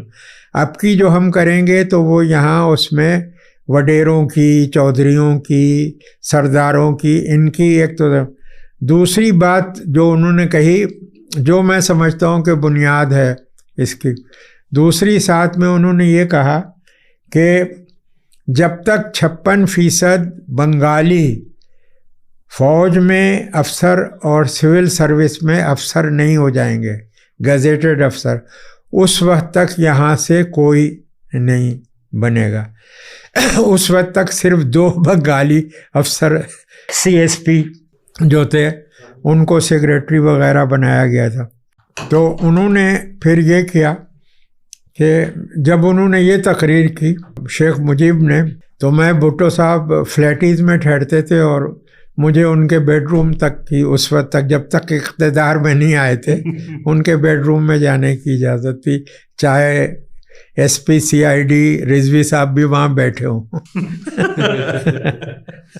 جب بھی، ہاں بالکل ہی ایسے ہی تھا۔ تو میں وہاں گیا، میں نے کہا مبارک ہو بھٹو صاحب۔ کہنے لگے مجھے کیا مبارک، کائے کی مبارک، ہمارے خلاف تو شیخ نے، ہم نے سنا ہے شیخ نے بہت تقریر کی ہے۔ میں نے کہا اس نے تو آپ کا کام کر دیا ہے، اب آپ کی زمینیں اور بیوروکریسی کی اور فوجی افسروں کی ملازمتیں بچ جائیں گی۔ تو انہوں نے کہا تم کیا کہہ رہے ہو؟ میں نے ان کو بتایا کہ یہ کہا ہے اس نے، تو اس کا نتیجہ یہ ہوگا کہ اب آپ کا ان کے ساتھ گٹھ جوڑ ہو جائے گا اور اقتدار آپ کو مل جائے گا، لیکن کہنے لگے لیکن کیا؟ میں نے کہا لیکن پاکستان ٹوٹ جائے گا۔ تو انہوں نے کہا کہ آپ نے فورس ہی کر لیا تھا۔ ہاں بالکل، اور بالکل واضح تھا کہ جب آپ ان کو نہیں دیں گے تو یہی ہوگا جو 47 میں الیکشن ہوا، 1940 سے وہی پاکستان کے موومنٹ کو لیڈ کرتے چلے آ رہے ہیں، 30 برس ہو چکے ہیں ان کو اس لیڈر، تو اب وہ الیکٹ ہوئے ہیں تب بھی آپ 70 میں نہیں دیں گے آپ ان کو، تو پھر کیا ہوگا؟ یہی ہوگا۔ اچھا، ایک ڈرامیٹک کوشچن میرے ذہن میں آیا کہ آپ نے پاکستان بنتے ہوئے بھی دیکھا 47 میں، تو وہ اس دن کی یاد آپ کی کیسی تھی؟ اور پھر آپ نے جب 71 میں پاکستان کو 2 لخت ہوتے ہوئے دیکھا، تو اگر آپ ان دونوں یادوں کو کبھی ذہن میں کنٹراسٹنگ لے کے آتے ہیں، بہت انتھوزیازم تھا اس وقت جب بن رہا تھا، بہت ہی انتھوزیازم تھا۔ میں آپ کو بتا رہا ہوں بھائی، مطلب یہ تو سب کو پتا تھا نا کہ UP میں تو نہیں بن سکتا پاکستان، لیکن سب سے بڑا موومنٹ جو تھا وہ وہیں تھا۔ علی گڑھ کے لڑکوں نے، یہ تو سب نے، پنجاب کے لیڈرز نے مانا، دولتانہ صاحب نے مانا کہ ہاں یہ بالکل صحیح ہے کہ علی گڑھ کے لڑکے آئے، تو ورنہ ہمیں تو یہ جلسہ نہیں کرنے دیتے تھے کانگریس اور یونینسٹ والے، ہمارے تو جلسے ہی انہوں نے کرائے۔ مطلب پنجاب میں تو جتنا کیمپین کیا وہ علی گڑھ یونیورسٹی کے اسٹوڈنٹ لیڈرز نے اور کامن اسٹوڈنٹس نے آ کے کیا۔ تو اب یہ بھٹو صاحب کو ہم نے کہا کہ بھائی آپ یہ جو کر رہے ہیں اس کا نتیجہ یہی ہوگا۔ تو انہوں نے کہا مجھے اقتدار مل جائے اس سال۔ میں کہا آپ کو کس بنیاد پہ مل جائے؟ اتفاق یہ ہوا کہ 20 دسمبر کو ان کو اقتدار بھی مل گیا۔ تو میں نے اب تو وہ ہمارے ایکسس میں نہیں تھے، وہ تو ہمیں بھیج چکے تھے جیل ویل۔ جیل کاٹی آپ نے؟ ہاں، ہم نے تو سویلین مارشل لا میں بھی جیل کاٹی اور فوجی مارشل لا میں بھی کاٹی۔ سویلین مارشل لا میں تو بھٹو صاحب تھے، ہم نہ ایڈیٹر بن سکتے ہیں، نہ پرنٹر بن سکتے ہیں، نہ پبلشر بن سکتے ہیں۔ ہمارے ساتھ پھر یہ لوگ بھی شامل کیے گئے، کیا نام ہے، زندگی کے مجیب الرحمان شامی، جو حوالات میں آیا تو آنسوؤں سے رو رہا تھا۔ میں نے کہا یار مظفر قادر آیا ہے، یہ ڈپٹی کمشنر رہا ہے، یہ میرے اخبار کا پرنٹر تھا، اب یہ صرف اس نے کہا کہ میں 4 لگا کے آیا ہوں، 2 لے کے بھی آیا ہوں، کیونکہ وہ سول سرونٹ تھا۔ آپ یقین کریں کہ حوالات میں صبح وہ جو چیف سیکرٹری تھے افضل آغا کے گھر سے ان کا بٹلر پورا اس کا ناشتہ لے کے آئے تھے اور انہوں نے ہم لوگوں کو سرو کیا۔ 30-40 آدمی حوالات میں تھے۔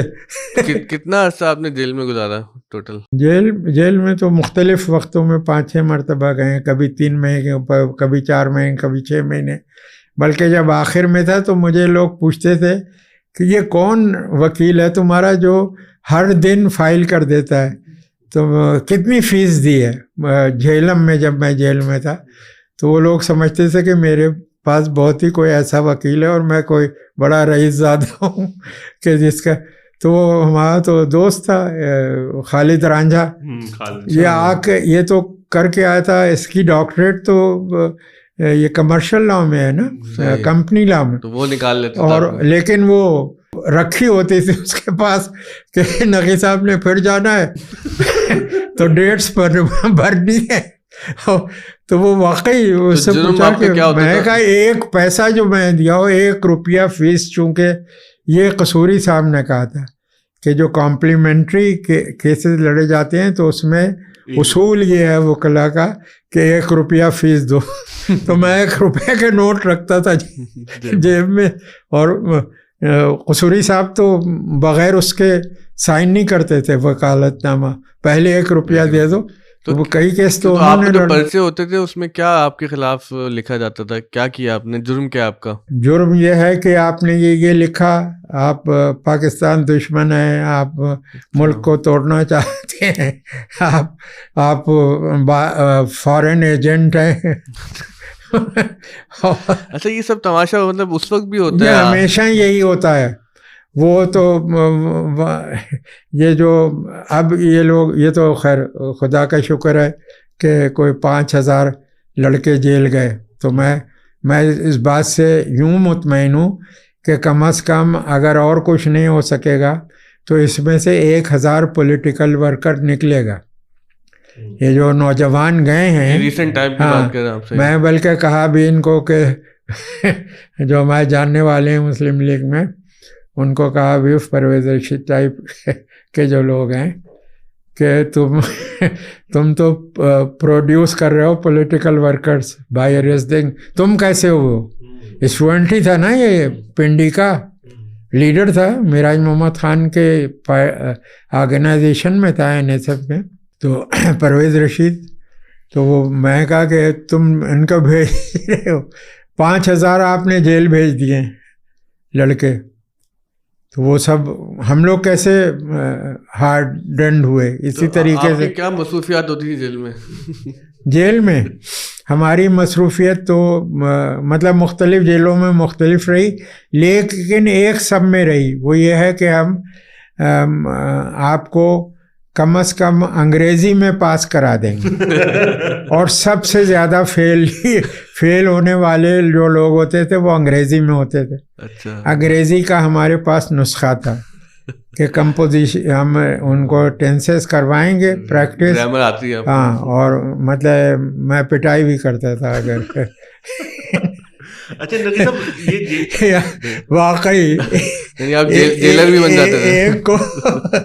ایک کو میں نے PPI میں, ہمارا رپورٹر تھا جو جس کے انگریزی کے لیے ہم لوگ کہتے تھے کہ اگر ہمیں معرفت نہ ہو تو اس کو میں نے بینچ پہ کھڑے ہو کے اس کو اتنا سمجھایا کہ پریزنٹ انڈیفینٹ ٹینس کیا ہوتا ہے. وہ کوئی 6 فٹ کا تھا, اس کو لوگ سمجھتے تھے کہ بڑا رپورٹر ہے. مصباح الحق اس کا بیٹا ہے, اس میں سمجھیے BBC میں رپورٹر ہے, عباد, اور بہت پڑھا لکھا لڑکا ہے, بہو بھی پڑھی لکھی ہے وہ. لیکن مصباح صاحب کا یہ تھا, تو میں اونچا تھا تو میں ویسے کھڑے ہو کے, تو میں نے بینچ رکھی اور اس کو کھڑے, اس کو کہا کہ سر جھکا, اس نے بیچارے نے جھکایا. ایک ریپٹر.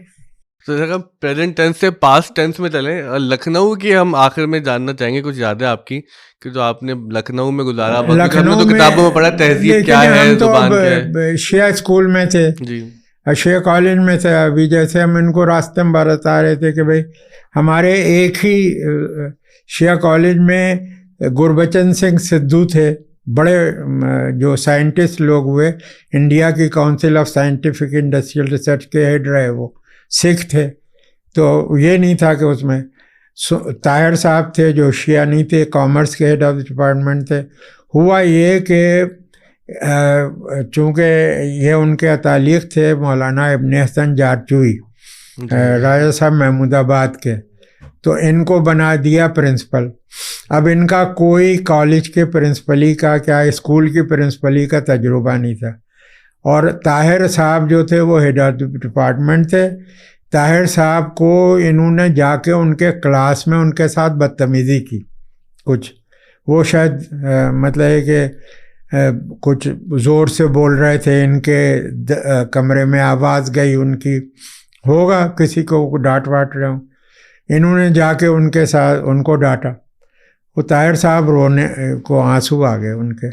ہم نے دیکھ لیا, ہم نے اپنے لیڈر کو بتایا, نقوی صاحب ہوتے تھے, امروہے کے تھے, وہ وائس پریسیڈنٹ تھے, جو یونینیں ہوتی تھیں نا سب جگہ, تو وہ وائس پریزیڈنٹ. تو نقوی صاحب کو کہا کہ, تو انہوں نے کہا کہ یہ کیسے ہو سکتا ہے. تو انہوں نے طاہر صاحب سے, پرنسپل صاحب نے معافی مانگنی ہے. تو ہم لوگوں نے جا کے کہا کہ ہڑتال, وہ نقوی صاحب نے کہہ دی ہڑتال, تو سارا کالج بند ہو گیا, اسکول بھی بند ہو گیا. کالجیٹ اسکول تھا وہ بھی اسی مطلب اسی ایک کربلا تھی, اس کی بہت پراپرٹی تھی جس میں شیعہ کالج تھا. تو اس میں بڑی زمین تھی, ہمارے پاس تو کرکٹ کی گراؤنڈ تھی, اتنی زیادہ زمین تھی اس کی. کربلائیں تو ایسی ہوتی نا, بہت بڑا ایریا بہت. تو بہرحال ان کو کہا, وہ پہلے بہت ریلیکٹنٹ تھے, ان کا اگر نہیں ہوگا تو یہ تیسرا دن آ گیا کہ ہڑتال ہے. تیسرے دن وہاں یہ تھا کہ ڈائریکٹر ایجوکیشن بلا کے ایکسپلینیشن کال کرتا تھا کہ کیوں یہ بند ہے. تو تیسرے دن پھر بالآخر وہ آمادہ ہوئے کہ ہم معافی مانگیں. تو ہم لوگوں نے کہا کہ اب کلاس میں نہیں ان کے معافی ہوگی, اب ہال میں ہوگی. تو ہال میں سارے لڑکے جمع ہو گئے شیعہ کالج کے, کافی بڑا ہال تھا, وہ آ جاتے تھے. وہاں آ گئے تو طاہر صاحب کو لائے, باقاعدہ مولانا صاحب آنسوؤں سے رو رہے تھے, اور لیکن معافی مانگے. ہم نے کہا, ہم لوگوں نے کہا کہ طاہر صاحب کے تو آپ نے آنسو نکلوائے تھے تو اب آپ کے نکلوا دیے.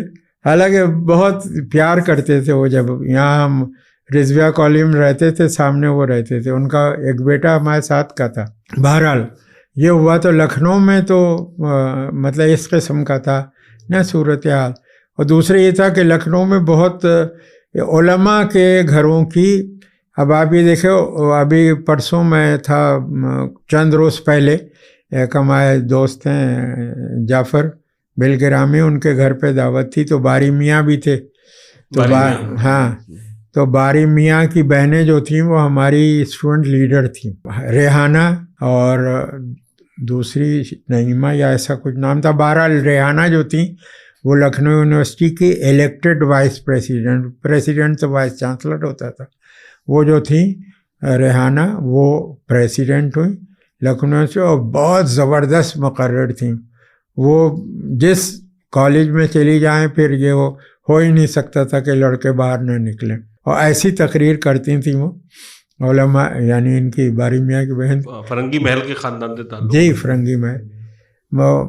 جمال میاں, یہ جمال میاں کا بیٹا ہے نا باری میاں, جمال میاں کی بہن تھی وہ, اس کی پھوپھی ہوئی.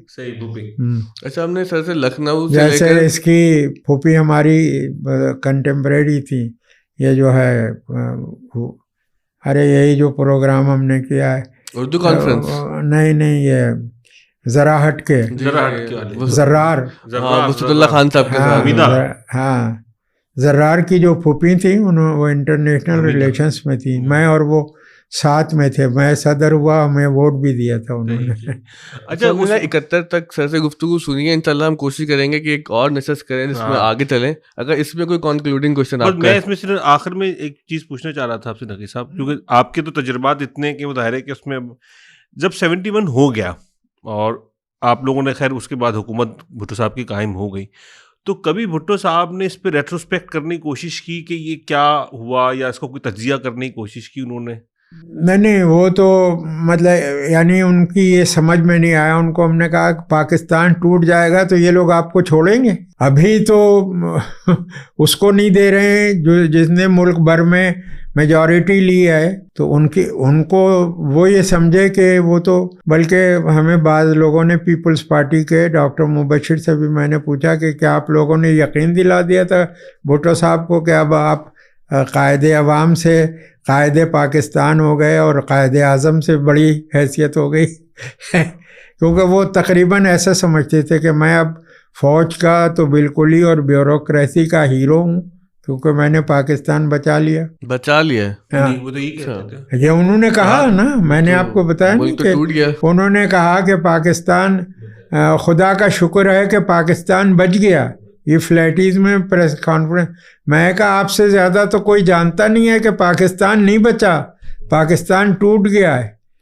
اور اس میں نقی صاحب ایک چیز اور کہ آپ کی تو شیخ مجیب سے بھی ملاقاتیں رہیں, ان کا انالیسس آپ کس طرح کریں گے؟ کیونکہ ایک بات یہ بھی کی جاتی ہے کہ وہ تھے تو تھوڑے ان کے مزاج میں ایک شدت تو تھی کہ وہ بہت زیادہ جو ہے. دیکھیے, جو بھی اقتدار حاصل کرنا چاہتا ہے, ہمیں تو صفدر میر صاحب نے کہا ہے تو ہم ان کی بات کو مانتے ہیں کہ اس میں جو بھی پولیٹیکل پاور حاصل کرنا چاہتا ہے اس میں وہی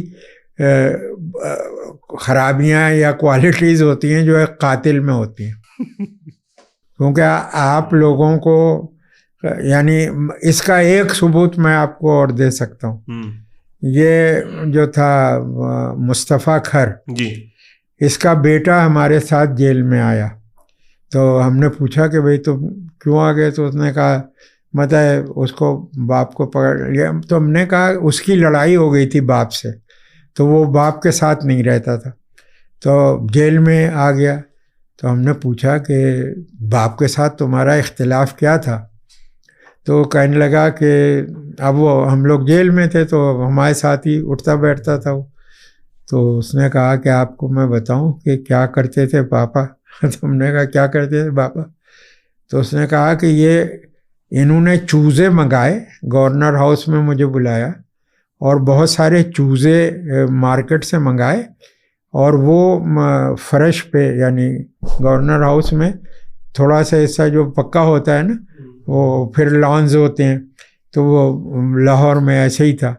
تو کہنے لگے کہ یہاں پہ اس میں آپ کو, تو مجھے کہا کہ آپ تو گئے ہوئے ہیں, تو وہاں پہ انہوں نے وہ چوزے پھیلائے اور مجھے کہا کہ ان کو جوتوں سے کچلو. تو اس نے کہا کہ میں یہ نہیں کر سکتا. کہنے لگا کہ میری ماں تو نے کبھی یہ نہیں کہا کہ تم کسی کو مارو یا یہ کرو, تو میں نے یہ نہیں کروں گا. تو انہوں نے کہا کہ نہیں, ڈانٹا وٹا, پھر ایک تھپڑ لگایا. اس نے کہا کچھ بھی کر لیں آپ, میں نے نہیں کچلنا ان کو. اب ظاہر ہے چوزے تو ادھر ادھر بھاگ گئے, پکڑ لیے ہوں گے. تو اس نے کہا کہ یہ آپ یہ کہہ رہے ہیں ایسے ظالم ہیں کھر صاحب. شیخ مجیب کے بارے میں پھر آپ کیا کہتے ہیں کہ وہ خصوصی؟ میں یہ کہہ رہا ہوں کہ شیخ مجیب یہ تو جانتے تھے, لیکن شیخ مجیب ایک لوور مڈل کلاس کے اسٹوڈنٹ تھے جو ایک جذباتی آدمی تھے. اپنے گاؤں سے قائد اعظم کی زیارت کرنے سائیکل پہ چلے آئے, جو ان کے گاؤں سے 25 کلومیٹر دور تھا. 25 کلومیٹر سائیکل چلا کے اپنے لیڈر کو دیکھنے آئے تھے. جذباتی آدمی تھے بہت. کہتے ہیں, ہم تو بنگالی جانتے نہیں, لیکن بنگالی میں بہت ہی اعلیٰ قسم کی تقریر کرتے تھے. اور ساتھ میں یہ تھا کہ ان کے اوپر انہوں نے بہت سارے پڑھے لکھے لوگوں کو لگا دیا تھا, اور وہ ان سب کو بہت ریسپیکٹ کرتا تھا. اس میں کوئی شبہ نہیں کہ جتنا ان کا انٹلیکچوئل, ٹاپ کا انٹلیکچوئل تھا, وہ سب شیخ مجیب کے ایڈوائزر تھے. اور جیسے وہ کہتے تھے کہ آپ نے یہ بات کرنی ہے تو وہ کرتے تھے. ان سے آخری ملاقات آپ کی کب ہوئی شیخ مجیب؟ شیخ مجیب کی آخری ملاقات تو بس جب ہی ہوئی, اس کے بعد تو ڈھاکہ میں نہیں. ڈھاکہ میں تو ہوئی, میں نے بتایا نا کہ میں گیا شیخ بھٹو مجیب ٹاکس کور کرنے. دوسری مرتبہ تو ظاہر ہے میں نہیں گیا تھا. میری نظر میں تو پاکستان ٹوٹ چکا تھا. تو مجھے کہا بھی, میں کہا شمیم صاحب ہی تھے, میں کہا اب کوئی فائدہ نہیں جانے کا, میں تو آپ کو کہہ کے آیا ہوں کہ اب یہ وہاں پہ دہلوی صاحب تھے فارن سیکرٹری, الوی صاحب چائنا میں ایمبیسڈر تھے, یہ دونوں وہاں سے آئے. 2-3 میجر جنرلز تھے وہ وہاں پھر رہے تھے. ایک ڈاکٹر مبشر صاحب کو سارے اس سیر کرا رہے تھے ہیلی کاپٹر کے اوپر بٹھا کے. میں ڈاکٹر صاحب سے کہا بھی تھا کہ ڈاکٹر صاحب آپ جا تو رہے ہیں لیکن اس سے کوئی فائدہ نہیں ہے. میں نے کہا جو کچھ بھی ہو رہا ہے اس سب کا شیخ مجیب کو پتہ ہے, کہ کیا ہے، لہٰذا آپ چالاکی آپ لوگ کرنے کی کوشش نہ کریں. تو وہ تو کہہ رہا تھا کہ یہاں پہ طے کرو. بھٹو صاحب نے جب پریس کانفرنس کی وہیں ڈھاکہ میں، تو انہوں نے کہا کہ دیکھو میں تو 5.5 پوائنٹ مان لیے. تو میں کہا 6 پوائنٹ نہیں مانیں گے. میں کہا وہ ایک لوور مڈل کلاس کا جو ریبل راؤزر ہے وہ بنگلہ بندو بن گیا ہے. 10,000 آدمی اس وقت اس ہوٹل کے ارد گرد بندو کے نعرے لگا رہا ہے. اس کو آپ کہہ رہے ہیں کہ 6 پوائنٹ سے ہٹ جاؤ. کہنے لگے کہ 5.5. اچھا میں 5.25 مان لے. میں کہا کچھ بھی مان لو، 6 نہیں ماننے. تو اچھا سر، آج ہم چاہیں گے کہ گفتگو کا سلسلہ آپ سے جاری رکھیں، لیکن آج کے پوڈ کاسٹ کا ایک آخری سوال. پاکستان میں ہم یہ دیکھتے ہیں کہ جو میجورٹی پارٹی ہوتی ہے، جو موسٹ پاپولر پارٹی ہوتی ہے، وہ جو ہے وہ مقبول تو ہو جاتی ہے لیکن قبول نہیں ہوتی. یہ سہیل وڑائی صاحب نے ہمیں یہ اصطلاحات سکھائی ہیں کہ جو ہے قبولیت بھی ضروری ہے مقبول ہونے کے ساتھ. اس واسطے کہ پارٹی نہیں ہوتی، وہ لشکر ہوتا ہے. ایک موب ہوتا ہے جس کا ایک سربراہ ہوتا ہے، ایک لشکر ہوتا ہے اس کا وہ سردار ہوتا ہے. آرگنائزیشن ہو تو پھر وہ پارٹی بنتی ہے. آرگنائزڈ پولیٹیکل پارٹی جو ہے اس کو آپ کچھ بھی کر دیں وہ ختم نہیں ہوتی. کانگریس آپ دیکھیں کتنی کوشش کی گئی، کانگریس ختم ہو گئی، RSS ختم ہو گئی. آپ بتائیں. تو آرگنائزیشن جو ہوتا ہے وہ نہیں ختم. اور آرگنائزیشن اگر ڈیموکریٹک ہوگا تو وہ زیادہ مضبوط ہوگا. یہ سب کمیونسٹ ملکوں میں کیوں الیکشن ہوتے ہیں، نیچے سے لے کے اوپر تک ہوتے ہیں، چاہے نامنی ایک ہی ہوتا ہے، کینڈیڈیٹ ایک ہوتا ہے یا 2 ہوتے ہیں، ایک پارٹی کا ہوتا ہے اور وہ مطلب وہ الیکٹ ہوتا ہے. پاکستان میں آگے بھی یہی ہوگا. پاکستان میں کوئی پولیٹیکل پارٹی نہیں ہے، اور صرف ایک پولیٹیکل پارٹی ہے، لیکن اس کا سسٹم جو ہے وہ ہے کنٹرولڈ.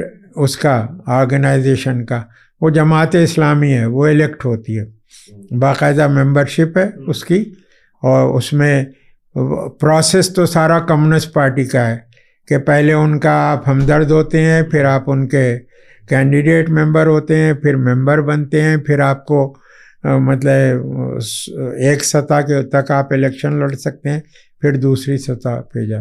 تو آرگنائز پولیٹیکل پارٹی پاکستان میں ابھی تک نہیں، اور جو بھی بنتی ہیں وہ ان کے اوپر وہ قابض ہو جاتے ہیں. میں نے بہت کوشش کی کہ معراج محمد خانی ایک ڈیموکریٹک پارٹی بنائے، انہوں نے بھی نہیں بنایا. سب کو سرداری کا شوق ہے. تو آپ نے تو اسٹوڈنٹ پالیٹکس کی، اس کے لیے جیل بھی گئے. ہم نے تو اسٹوڈنٹ پالیٹکس ہی کی ہم نے، اسی لیے مجھ سے تو بھٹو نے جب یہ ہو رہا تھا تو میں تو ان کا بنانے والوں میں شامل ہوں. تو انہوں نے کہا، میں نے کہا کہ دیکھیے میں تو ملازمت کر رہا ہوں، اس سے میرے گھر کا خرچہ چلتا ہے، وہ بھی بڑی مشکل سے، میری بیگم بھی کام کرتی ہے، میں بھی کرتا ہوں. اگر میں آپ کی پارٹی کا سینٹرل کمیٹی کا آپ کہہ رہے ہیں ممبر بن جاؤں، آپ مجھے سیکریٹری جنرل، لیکن مجھے کسی نہ کسی وڈیرے کے دستنگر ہو کے رہنا پڑے گا نا. یا ایسی پارٹی تو ہے نہیں کہ جو پارٹی فنڈ سے وہ دیتی ہے تنخواہیں لوگوں کی. یہ میں کہا آپ کی کمیونسٹ پارٹی تو نہیں ہے نا. میں پوچھنا چاہ رہا ہوں کہ ہم نے مطلب میری نسل نے تو اسٹوڈنٹ پالیٹکس نہیں دیکھی، اور آپ فرمایا تھے کہ 5,000 لوگ مثلاً ابھی جیلوں میں ہیں، وہ لیڈر بن کے نکلیں گے. تو یہ جو لیڈر بن کے نکلیں گے وہ جائیں گے کہاں؟ وہ جائیں گے وہ پھر اسی قسم کے کام کریں گے. اگر ان کو کوئی ایک آرگنائز، اب ان کو بھی، ان کے لوگوں کو بھی ہم نے یہ بھیجا تو ہے مشورہ کہ جب وہ نکلیں تو آپ پارٹی کے الیکشن کرائیں. ان کو خود بھی کہا تھا، لیکن اب ایک سخت بات ہے، لیکن ایک فاشسٹ گروپ دوسرے فاشسٹ گروپ سے لڑ رہا ہے.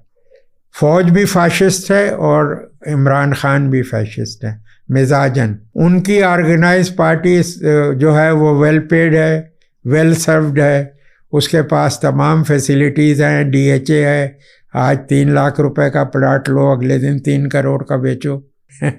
ثاقب نثار صاحب والا واقعہ ہم نے وہ انٹرو میں چھوڑ دیا تھا، اگر ہم جانے سے پہلے ایک ٹریبیوٹ پیش کرنا چاہ رہے ہیں، وہ رانا صاحب پیش کریں گے. بس میں آپ سے ایک تو یہ کہ وہ 2018 میں جو واقعہ ہوا، جب آپ پوچھا گیا تھا کہ آپ ہیں کون. دیکھیے اس میں اصل میں ایسا تھا کہ ہمیں کہا کہ ایک سینئر جرنلسٹ یہ بن رہا ہے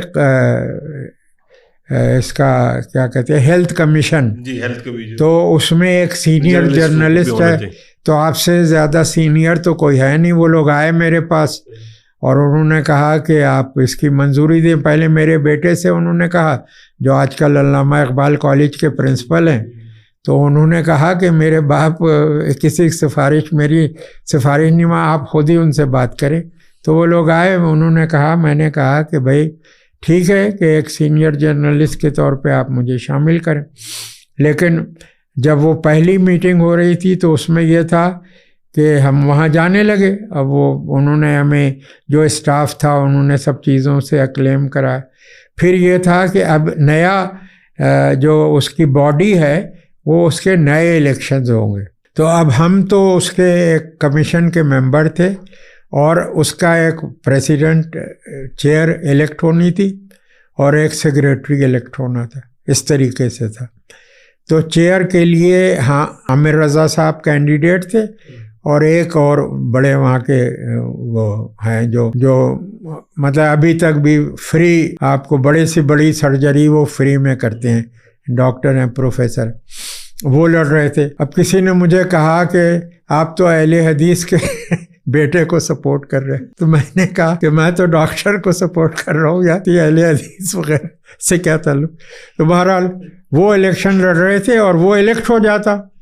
تو عامر رضا صاحب یہ آئے اور ابھی میٹنگ شروع ہونی ہے اور انہوں نے کہا کہ بس الیکشن کرو بھائی، میں صدارت کے لیے امیدوار، کوئی میرا مقابل میں نہیں ہے، تو بس میں اب صدر ہو گیا۔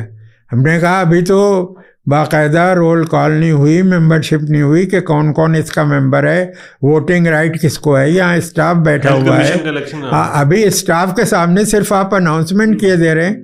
تو انہوں نے کہا بس میں الیکٹ ہو گیا اور یہ باہر نکل آئے۔ تو میں گیا بھی، میں کہا کہ ایسے نہیں ہو سکے گا، ہم بھی ممبر ہیں اس کے، کہ آپ ایسے نہیں ہوگا۔ تو اب میں گھر پہنچ گیا، رات میں کوئی 11 بجے آیا فون کہ میں سپریم کورٹ سے بول رہا ہوں اور صبح آپ کو چیف صاحب کی عدالت میں پیش ہونا ہے۔ تو میں کہا کہ کورٹ کس وقت شروع ہوتا ہے؟ تو ان کا 8 بجے۔ تو میں نے کہا کہ میں عدالتوں کا ویسے بھی ہمارا تو لاسٹ ریزارٹ یہی ہے نا کہ وہاں جائیں، اور وہاں سے ہمیشہ ہمیں ریلیف ملا۔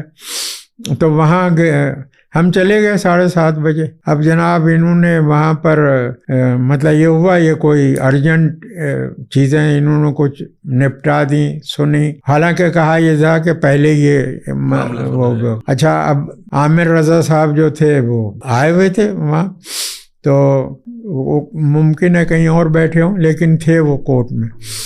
تو انہوں نے جب ان کو بتایا گیا کہ وہ جس کو آپ نے بلایا وہ آیا، تو صاحب نے آواز لگائی، کون ہے حسین نقی؟ تو میں نے اتنی زور سے، کہاں ہے حسین نقی؟ میں اتنی زور سے کہا، یہاں ہے حسین نقی، میں ہوں حسین نقی، میں ہوں حسین نقی، یہاں ہے حسین۔ سپریم کورٹ نے کہا کہ تم نے عدالت کی کنٹمپٹ کیا۔ تو میں کہا اگر عدالت کے تم سے تو میں معذرت کرتا ہوں، لیکن میں نے تو، آپ نے میرے اوپر شاؤٹ کیا ہے، آپ نے میرا نام اس طریقے سے پکارا، ایسے تو نہیں کسی ملزم کو پکارا جاتا ہے۔ اور ابھی اور ملزم بھی نہیں تھا تو آپ نے تو مجھے سزا ہی دے دی ہے۔ تو میں انہوں نے کہا کہ اس کو بٹھائے۔ بعد میں ان کو شاید پتہ لگا کہ کون ہے حسین نقی، بعد میں ان کو پتہ لگ گیا کہ کون ہے حسین۔ وہ ساری کمیونٹی جو تھی، مجھے اندازہ ہی نہیں تھا، لیکن جب میں وہاں سے نکلا ہوں تو کتنے لڑکے جو تھے وہ میرے پیچھے میں اور اس میں ایک بہت اچھی بات یہ تھی کہ ہم نے بہت عرصے بعد یہ دیکھا تھا کہ لیفٹ رائٹ کی تمیز کے بغیر تمام صحافیوں نے، کیونکہ میں نے اس میں کبھی نہیں کیا۔ دیکھیے جیسے جتنی بھی موومنٹ چلی ہیں، ہم نے کبھی، ہمارا یہ پالیسی تھی کہ اب دیکھیں نا، اتنی چھوٹی سی کمیونٹی ہے، وہ مل کے ہی لڑ سکتے ہیں نا۔ مجھ سے تو ایک بار رحمان صاحب نے کہا کہ ہم پولیٹیکل لیڈرز کو بلا رہے ہیں تو کیا منور حسن جو، میں کہا ضرور آئے گا. آپ کہہ لے کہ وہ تو کبھی آتے نہیں ہیں تو ہمارے یہاں. تو میں نے کہا کہ جب میں بلاؤں گا تو آئے گا، آپ کے بلانے سے کیسے آئے گا. بہت بہت شکریہ سر، آپ ہمارے بلانے سے آ گئے، ہمارے لیے بڑی اعزاز کی بات ہے. آپ جمعیت کے تو نہیں ہیں. اگر ہوتے بھی جب بھی میں آتا.